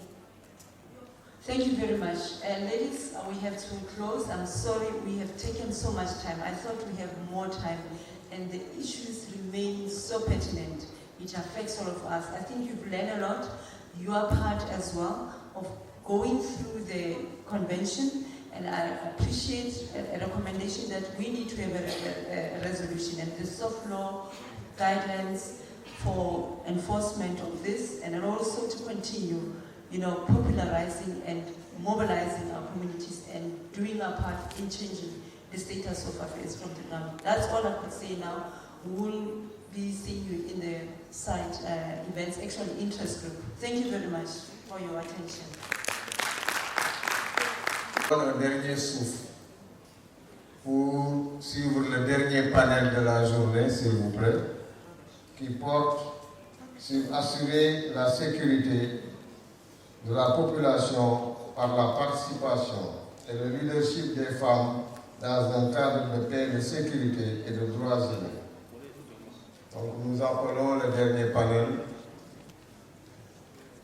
Thank you very much, Mr. Nias. I don't like being on the last panel for the day, because then most people are tired and sleepy. But I hope that we can manage to stay awake and participate actively.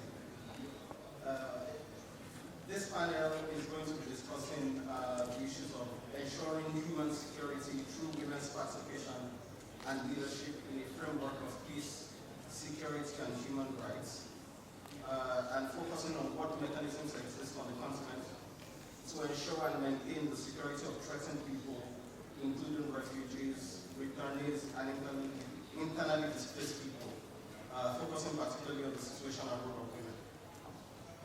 The panel is supported by a number of NGOs, including those of the speakers around me, but also the Swedish Foundation for Human Rights, and Fina till Fina, which in English means woman to woman. I have quite a distinguished panel. From my left, I have Jeje Katana Bukuru from the Democratic Republic of Congo, fondly called Mama Jeje. She's a leading human rights defender working in Uvira in Eastern DRC, and is the president of Solidarité des Femmes Activistes SOMAD, shortenly as SOFA, an organization that works on women's political participations. Next to her, I have attorney ACHPR from Liberia, and she's the national coordinator for Liberia Female Law Enforcement Association, and also serves as Deputy Commissioner General for Naturalization at the Liberian Immigration Service. And then to my immediate right, I have Joseph D. Howard from Liberia, who is the Executive Director for Center for Justice and Peace Studies, and the center is the Secretariat for Men Engaged, Liberia, focusing on gender, governance, strict kids, peace and development. And last but not least, I have from Rwanda, Annette Natukunda Mukiga, who is the Director of Programs of the Rwanda Women's Network and a member of FemWise Africa. The panel will start, because of the time limits that we have, I'll give each of the speakers 7 minutes to speak so that we can have some time for questions and answers. And we'll start with Mama Cheche. Je vais commencer à remercier tous les partenaires qui se sont donnés pour appuyer les causes et les droits de la femme en RDC et pour soutenir aussi les droits de l'homme et s'impliquer aussi pour la paix et la sécurité en RDC.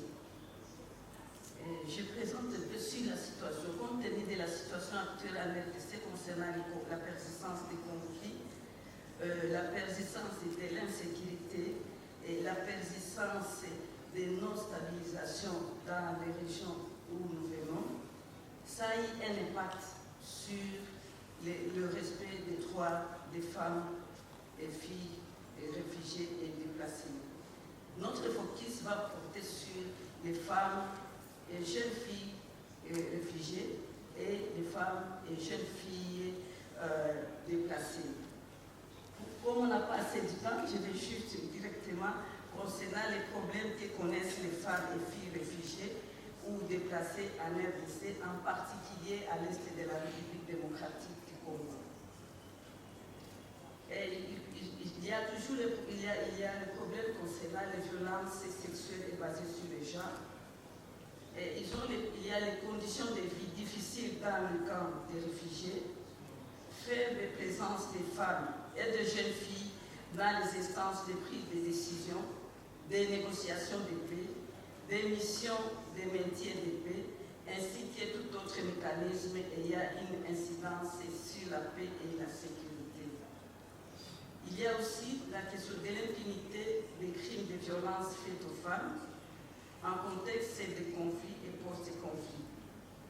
Les femmes chefs de ménage confrontées à la perception culturelle liée aux besoins de protection et sont exploitées par les hommes perçus comme leurs protecteurs. Nous constatons aussi faible pouvoir économique des femmes qui les expose aux abus et exploitations des propriétaires des ressources. Il y a aussi non-accès aux ressources de la santé et de la reproduction. Il y a aussi le problème d'acceptation par certains conservateurs qui n'assurent pas leur sécurité compte tenu des conflits politiques qui existent entre les 3 pays. Faible participation des femmes et jeunes filles aux décisions prises concernant les réfugiés, par conséquent, leurs besoins et sensibilités ne sont pas prises en compte. Il y a faible mise en œuvre des instruments régionaux et internationaux sur les droits des femmes à la paix et à la sécurité. L'impunité des crimes de violence sexuelle commis à l'égard des femmes. Concernant les femmes déplacées, il y a exploitation des femmes et filles dans les carrières miniers. Il y a aussi des difficultés d'accès aux services sociaux de base, santé et habitat. Et nous avons une série de recommandations. Il serait souhaitable de pousser le gouvernement à assurer la sécurité des réfugiés et assurer leurs droits de retour.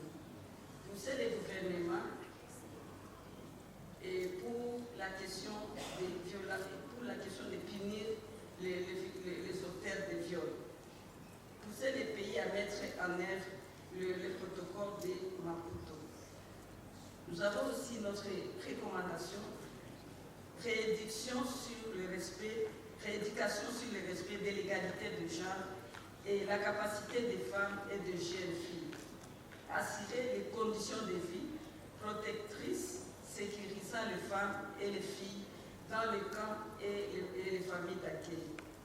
Mettre en œuvre les programmes de renforcement économique, d'autonomisation de la femme et filles réfugiées. Créer un observatoire des droits des femmes dans le cas des réfugiés. Accompagner le gouvernement dans l'implantation d'un plan d'action national pour les réfugiés.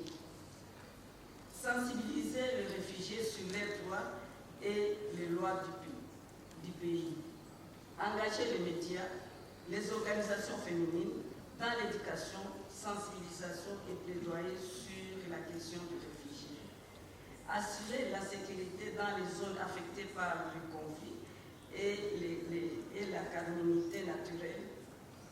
Implication de tous les intervenants pour la stabilisation des pays des Grands Lacs. Rendre disponible le service de la santé et de la reproduction partout dans les camps. Voter une loi sur les violences basées sur le genre. Promulguer la stratégie nationale de lutte contre les violences sexuelles et basées sur le genre. À la Commission africaine, nous recommandons de faire les suivis pour s'assurer du respect des engagements des États dans l'accord cadre d'Addis Abeba. Renforcer les structures des différentes communautés en alerte précoce des conflits et des résolutions pacifiques des conflits, en mobilisant toutes les communautés en vue de prévenir leur surveillance. Soutenir les actions de lutte contre l'impunité des violences sexuelles et autres violations des droits des femmes, des adolescentes, jeunes femmes et petites filles pendant et après les conflits armés. Mener les plaidoyers, les lobbies auprès des bailleurs de fonds pour le financement des programmes des ONG féminines relatifs à l'autonomisation socio-économique des femmes et de jeunes femmes victimes de conflits. Appuyer et renforcer la coordination et le suivi des mises en œuvre de la résolution 1325 du Conseil de sécurité des Nations Unies en installant les comités de pilotage au niveau des territoires, chefferies, villes, provinces et nationales, là où il n'existe pas. Quelles sont nos stratégies d'intervention? Comme stratégie, nous utilisons le plan d'action national de la résolution 1325 du Conseil de sécurité des Nations Unies, le plan d'action national genre pour défendre les droits des filles, l'approche masculinité positive, l'approche communauté, le travail de synergie avec d'autres organisations au niveau des pays et au niveau des Grands Lacs. J'ai dit et je vous remercie.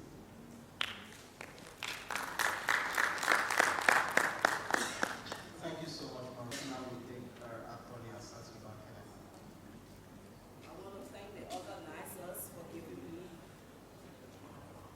I would like to thank the organizers for giving me this opportunity. African countries have adopted and ratified the Maputo Protocol, but implementation remains cross-cutting challenge.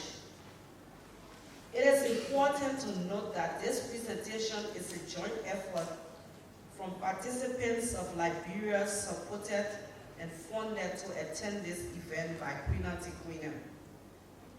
The other participants who gave relevant and meaningful input to this presentation are Elizabeth Dodo, who is in the back there.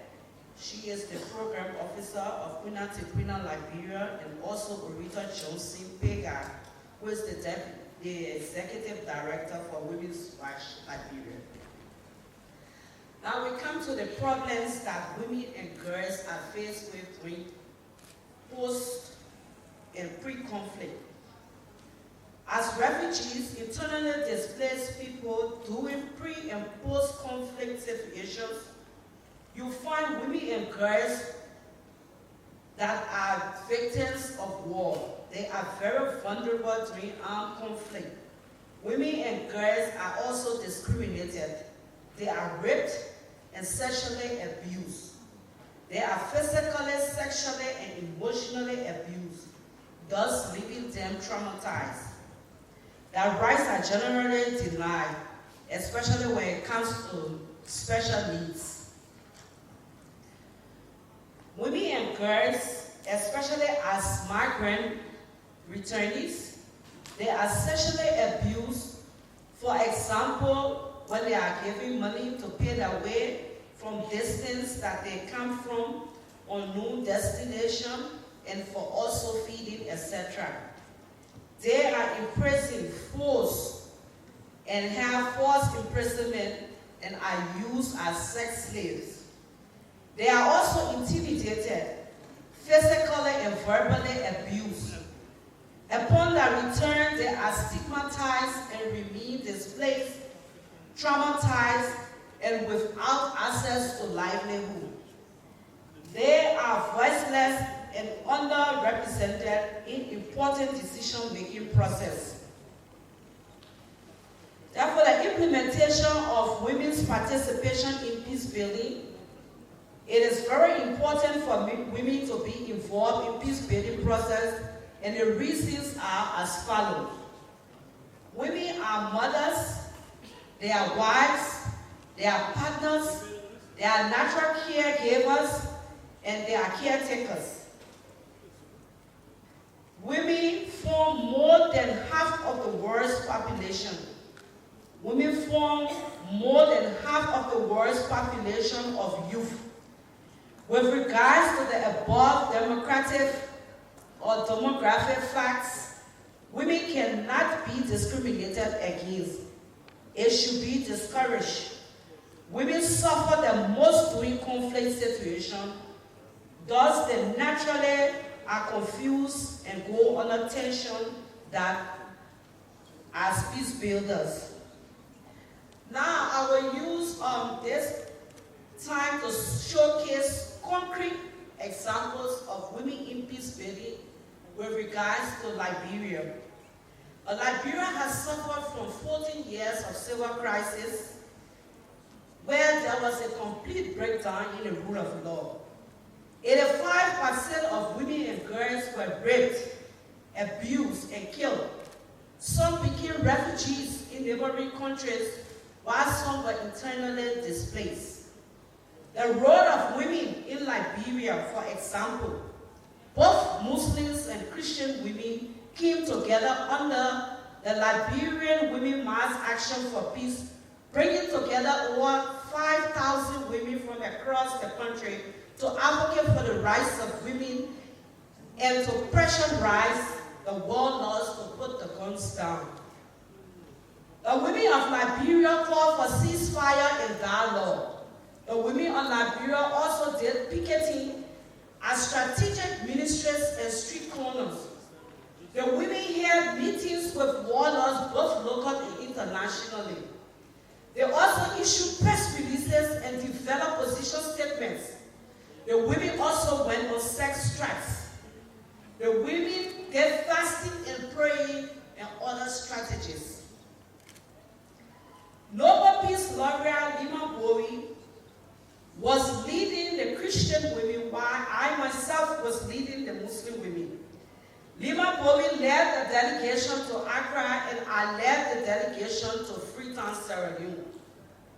To convince the warlord, especially those from Model, to attend the peace talk in Accra. And at this point, it was very serious that the warlords refused to put the gun down, and the government of Liberia also refused to listen to the cry of the women. But because women and children are the most vulnerable during crisis, the women decided to take the streets in strategic area where every morning they will assemble as early as 5 a.m. and go with messages to those street corners asking the government if the government cannot intervene, then they should see reason to step down. So with all of these actions that the women of Liberia did, that helped to bring peace in Liberia today.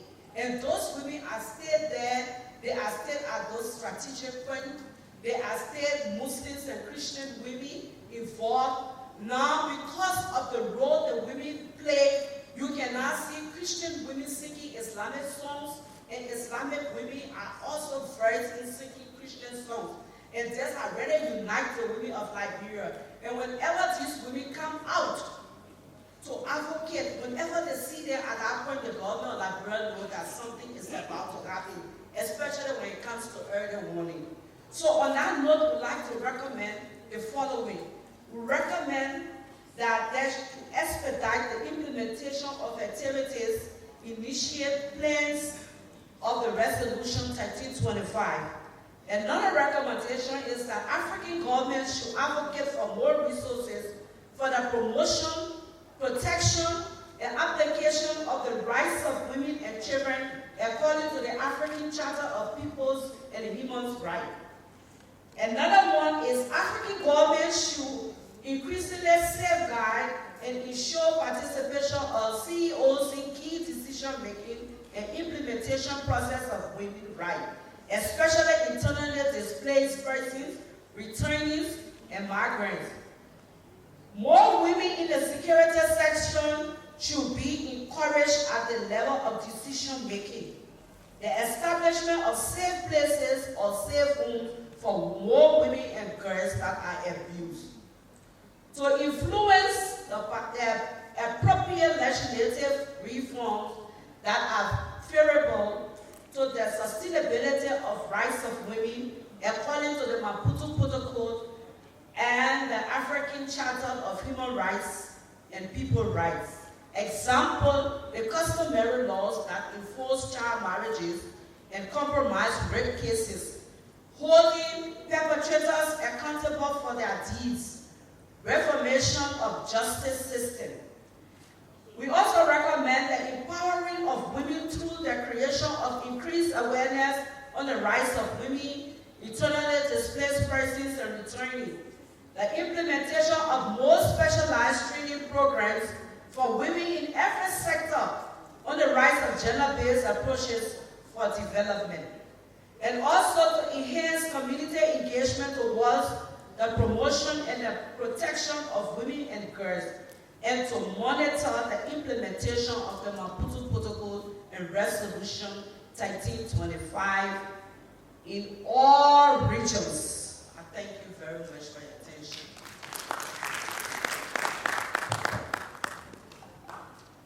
Thank you so much, Madam. In a panel that is discussing women's participation, I think it's good for the man to speak last. And so, since I will make a small, just a nuance with the UN Security Council Resolution 1325. I know we'll continue to talk about that resolution for as long as women continue to be victims, especially in times of conflict. But again, I am a woman. I am a gender justice activist. But at times, I want us to look at women as actors in conflict. Let us not always think of women as victims, because until we start thinking of women as actors, then we'll see that their security in times, their security or insecurity in times of conflict has to must make us think differently. I think we have grown to a level that we have to look at it critically. What are women doing to promote or to even initiate conflict? What are they actually doing? That's the first. And then on the second note, I would like to ask our Liberian women or actors in peace building what they did in their time or they are still doing now, because I understand when there are violent conflicts or when we are talking about forced displacements and refugees, we are thinking about a humanitarian response. And when we talk about humanitarian response, we are thinking about aid coming in or humanitarian actors. And we have had incidents where these humanitarian agents or actors have put women's security into question. So how did you solve such issues, if at all they happened in Liberia? Thank you. Merci aux panélistes pour leurs interventions. Je voudrais apporter ma petite contribution afin que les recommandations que je vais faire puissent être prises en considération. Et les recommandations que je vais faire concernent la protection des femmes pendant les conflits armés et la représentativité des femmes dans les organes de gestion, dans les gouvernements. La femme souffre. La femme se meurt durant les conflits armés. C'est la femme qui a le cœur déchiré lorsque son fils est abattu. C'est la femme qui enterre son mari, qui est mort sur le champ de bataille ou qui a été tué. C'est la femme qui pleure son bébé, qui a été violemment assassiné, qui a reçu une balle perdue. Lui, la femme se meurt, la femme souffre. Je vais prendre le cas du Cameroun parce que je suis camerounaise et c'est la première fois que je vis ce genre de situation dans mon pays. C'est pour cela que je vais parler du Cameroun. Actuellement au Cameroun, il y a la crise anglophone qui sévit dans les régions du nord-ouest et du sud-ouest. Les femmes sont victimes de kidnapping, elles sont victimes de viols, elles sont victimes d'assassinats, elles sont des déplacés internes. Il y a 3 ou 4 jours, une enseignante a été kidnappée, bastonnée et relâchée après le paiement d'une rançon d'1 million de francs que ces kidnappeurs qu'elle avait payé à ces kidnappeurs. Dans la région de l'extrême nord, avec les attaques de Boko Haram, on a vu le gouvernement camerounais l'avait d'abord nié, mais au final, après des enquêtes d'organisations internationales de renom, il a été démontré que c'était l'armée camerounaise qui avait tiré à bout portant sur des femmes portant des bébés au dos, sous le prétexte qu'elles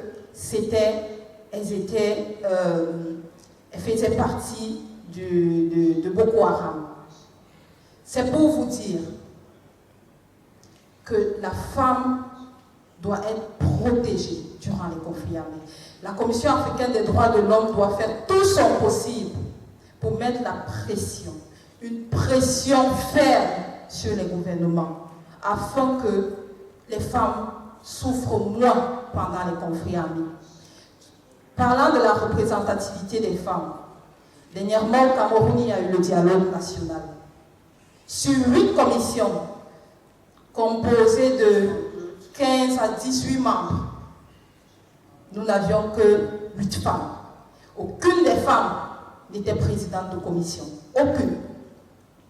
Nous avons, comme sous-préfet, je crois que nous avons 1 ou 2 femmes sous-préfets, aucune femme gouverneur.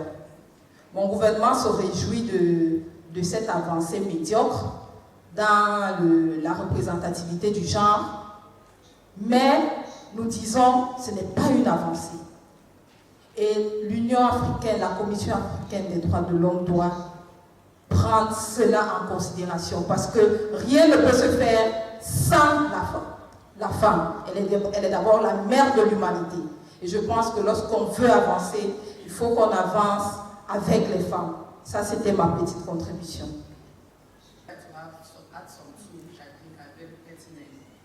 One being the fact that women are human-centric while they are on peace initiative table.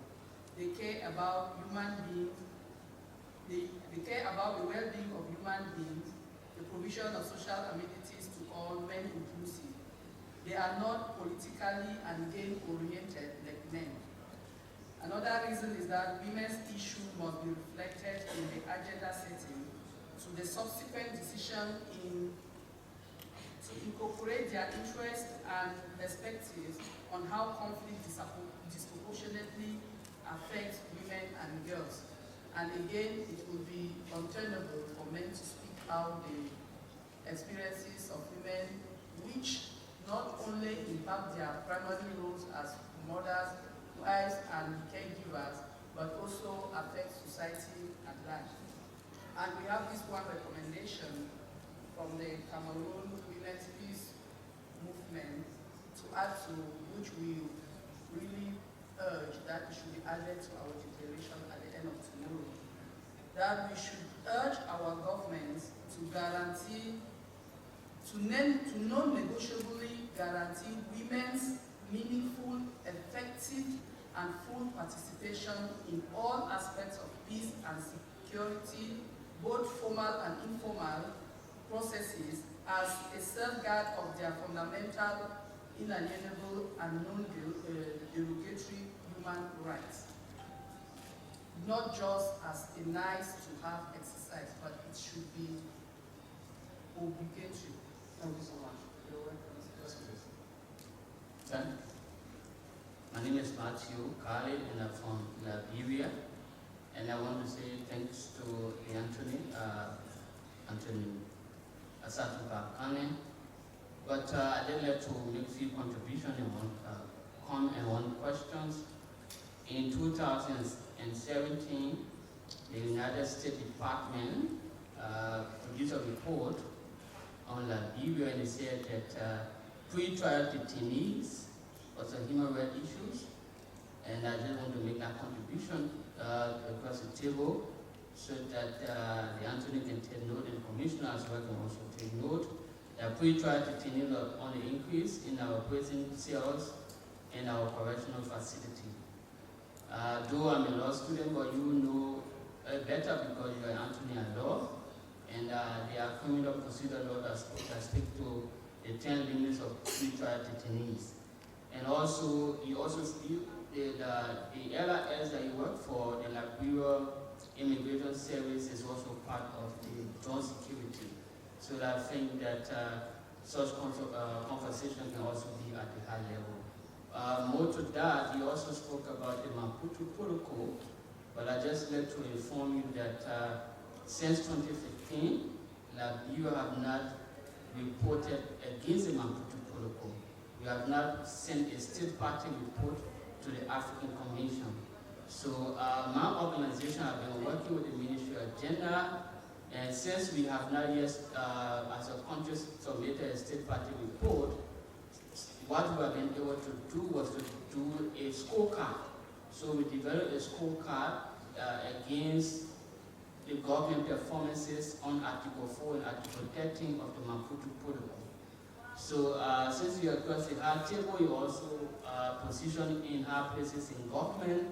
I would also like to recommend part of the recommendation that you just listed, so that the government of Liberia can now develop a state party report and submit it to the Commission. Thank you.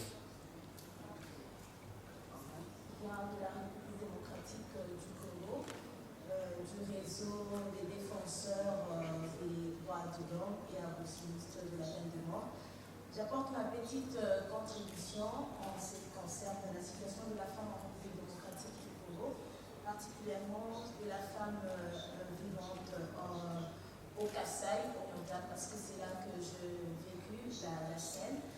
Lorsqu'on parle de la femme aujourd'hui, on sait que la femme commence toujours quelque part. Elle est enfant aujourd'hui, demain elle deviendra femme, demain elle deviendra une actrice très importante et capitale pour le développement d'un pays.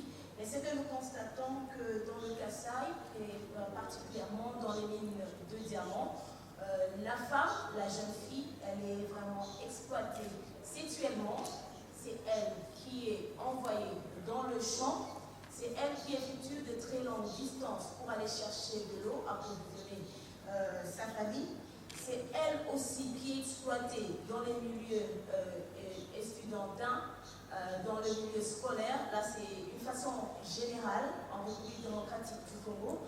Et c'est cette femme-là qui est aussi exploitée dans le milieu professionnel.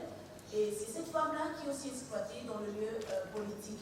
Mais comme elle se retrouve dans un milieu où il n'y a aucun cadre qui la garantit, Parfois, elle est appelée, indépendamment de sa volonté, à se taire, à garder silence, mais alors qu'elle fait face à plusieurs violences et elle n'est pas aussi sécurisée.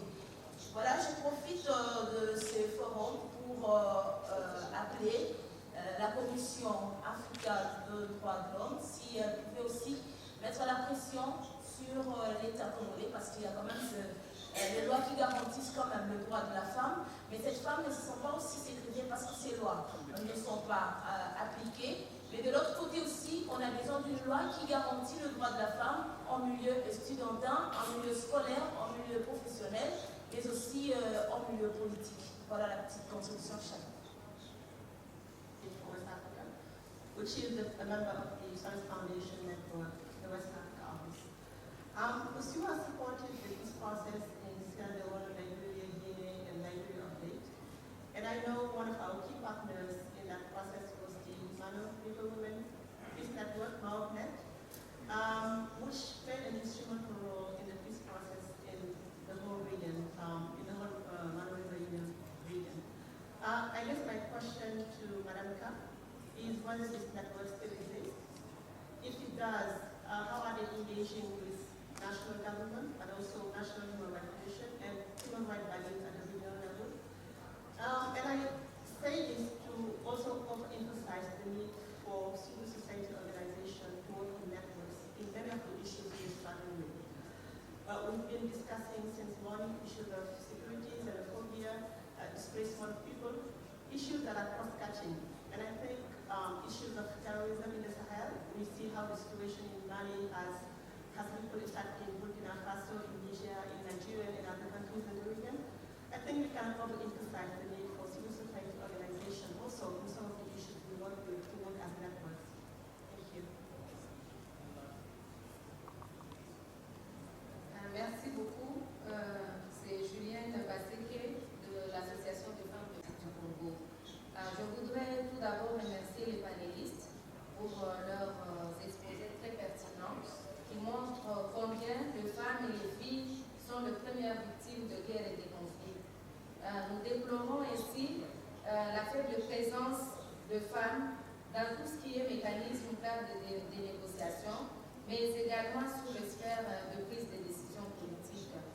Et donc, en ce qui concerne notre pays, la République démocratique du Congo, il y a par exemple seulement 50 femmes contre 450 hommes au Parlement. Je pense que cela est suffisamment éloquent par rapport aux enjeux de toute décision sur la paix qui doivent être prises. Quand c'est 50 voix contre 450 voix, alors que nous savons que les femmes et les hommes ont des sensibilités différentes en conflit, donc cela demeure un grand défi. Et il y a par exemple beaucoup d'actions, des lobbies et des plaidoyers que les femmes mènent à la République démocratique du Congo. Nous avons nous-mêmes initié la dynamique 50% de femmes pour exiger que la loi sur la parité soit effectivement appliquée.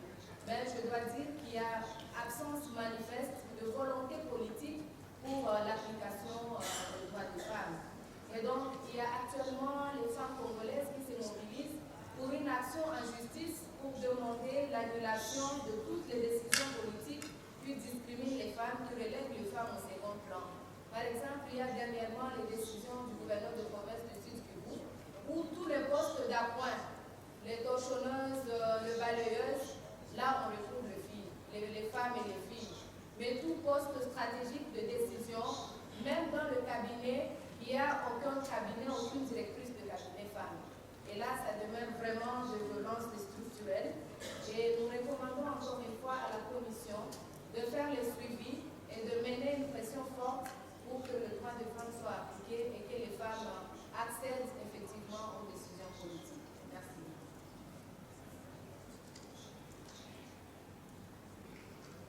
Thank you so much. I'm willing to take this one lady, if you can limit it to 1 minute. Muito obrigada. Eu sou guineense, vim da Guiné-Bissau. Eu queria realmente falar aqui das mulheres com deficiência, porque ainda no mundo são as mulheres que mais sofrem as violações, sofrem quase todos os tipos de violações. E as mulheres com deficiência, se formos ver pelo exemplo, As mulheres com deficiência auditiva, muitas morrem porque não têm assistência médica. É muito grave o que nós falamos aqui dos direitos das mulheres. E os direitos humanos têm que tomar atenção a isso. Muito obrigada. Como temos 1 minuto, limito-me. Obrigada.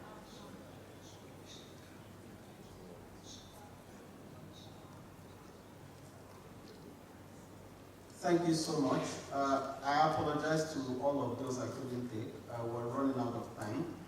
I want to return it back to the panelists now. I'll give each panelist which you can start. Yeah, we ourselves in Liberia, as women of Liberia, we believe that the women had already been practicing 1325 before this resolution was signed. But they did not know. So today in Liberia, it's a household work. But like we said, we have cross-cutting challenges, and I agree with what you said.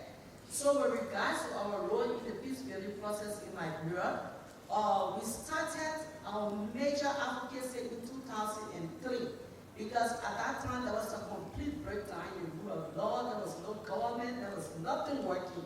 So the women sacrifice the time to say enough is enough, because they had had a lot of dialogues, a lot of negotiation, and it was not working. So the Christian women and the Muslim women said, look, if the bullets are flying, they are not looking for Muslims, they are not looking for Christians. So what we need to do is to just get up to help save the lives of our children. And so the women started praying and started fasting. And we have prayer warriors from both groups. The Muslim women will pray in what they know Islamically, and the Christian women will also pray. But everybody will fast and come together. And we gather as early as 6 a.m. in the morning. And one thing that interests you, a lot of times we do this presentation, people, it sounds funny. The women went on sex strike. And the reason why we went on sex strike was because we believe some of the husbands, some of the men, they were shadows behind the wall. They were afraid they were warlords. They were related to warlords. So we needed to get the attention to join us as women, because we were not even looking at sex. We were not even looking at jewelry. We went through sackcloth and ashes in the war. For 8 months, we did not wear jewelry. We did not wear makeup. We were all in white hairties, white t-shirts, and we sat under the rain and the sun to pray. And that brought the attention of the international community. So those were some of the things that we did. Concerning my brother from Liberia, he struck a very good point. But as you are aware that we have started releasing pre-trial detainees, because in the past, right now Liberia is experiencing democratic policing. In the past, we had reactive policing where the police sat at the area police station and the crime occurred and then they come. But now you can see now it's democratic policing. We also have places where people come and report confidentiality, women who are sexually abused, women who are raped, women who suffer from domestic violence. You are also aware that the domestic violence bill was just passed because of the role the women to play along with the legislature. People believe that once you take somebody to the police, they forget to know the justice system. You know, it is the police, the court, and where the prison. But a lot of people, because they have problems with their neighbors, they just want to see their neighbor in jail. So they come and then work along with law enforcement and then put these people in jail and turn them back. And you know that does not work, because if you have all of these people in a prison, and the prison was built for a certain number of people, you can see that our prison is overgrown. That's why nowadays you see our stakeholders every season they go to the prison compound and try to release prisoners. So I hope that satisfies your question.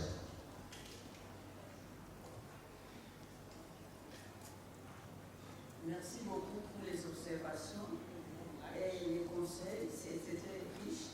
Mais je voulais parler concernant les femmes actrices pendant le conflit armé et les femmes victimes comme victimes.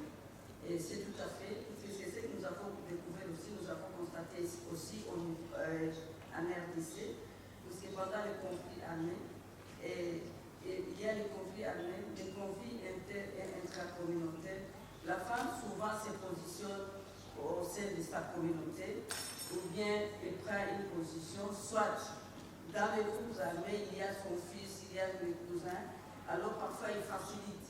C'est à ce moment-là que nous essayons de voir quelles sont les causes qui poussent ces femmes à être actrices et quelles sont les actions qu'il faut mener pour que les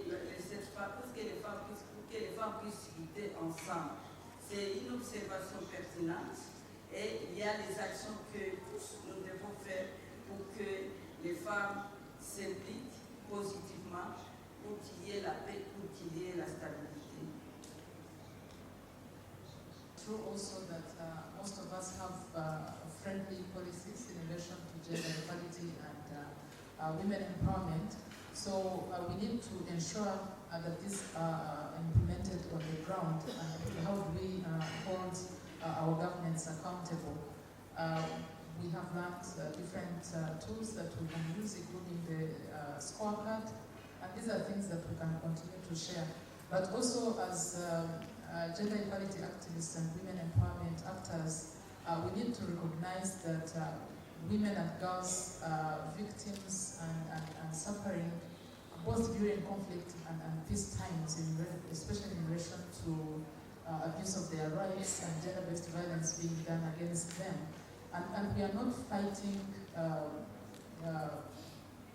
in conflict or peace times. We are actually fighting with systems that have entrenched within our communities, including patriarchy, religion, cultural values and norms, and our struggle is protracted. We need to stay strong and keep the commitment. Thank you. Opportunities and also some achievements from Liberia concerning gender justice, but there are still need for more to be done.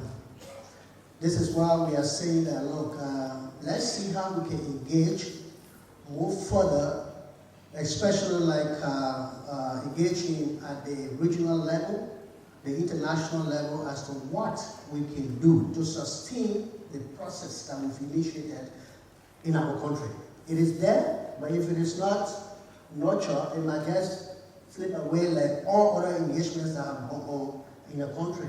And we also realize that since we took the position of advocating for gender justice, we've been collaborating with some embassies, and they have been open to us as we see as opportunity. For example, the Embassy of Sweden is always helpful. They sponsor the gender masculinity and gender norm studies that was done in Liberia in collaboration with the Center for Justice and Peace Studies. And that report you can find on the embassy website. Is there. It has comprehensive issues of gender justice and what strategies and recommendations that were flagged that you can use for your meta work. So thank you so much. Thank you so much, panelists. Would you please give the panelists a round of applause? And secondly, for a well-engaged audience, could you please give yourselves a round of applause? Thank you so much. I hand over back to Mr. Yans. C'était le panel qui porte sur la protection et provision des besoins essentiels aux réfugiés. Avec Naji et son équipe. Donc demain, soyez prêts le matin à 9h. Bonne soirée, bon dia et good night.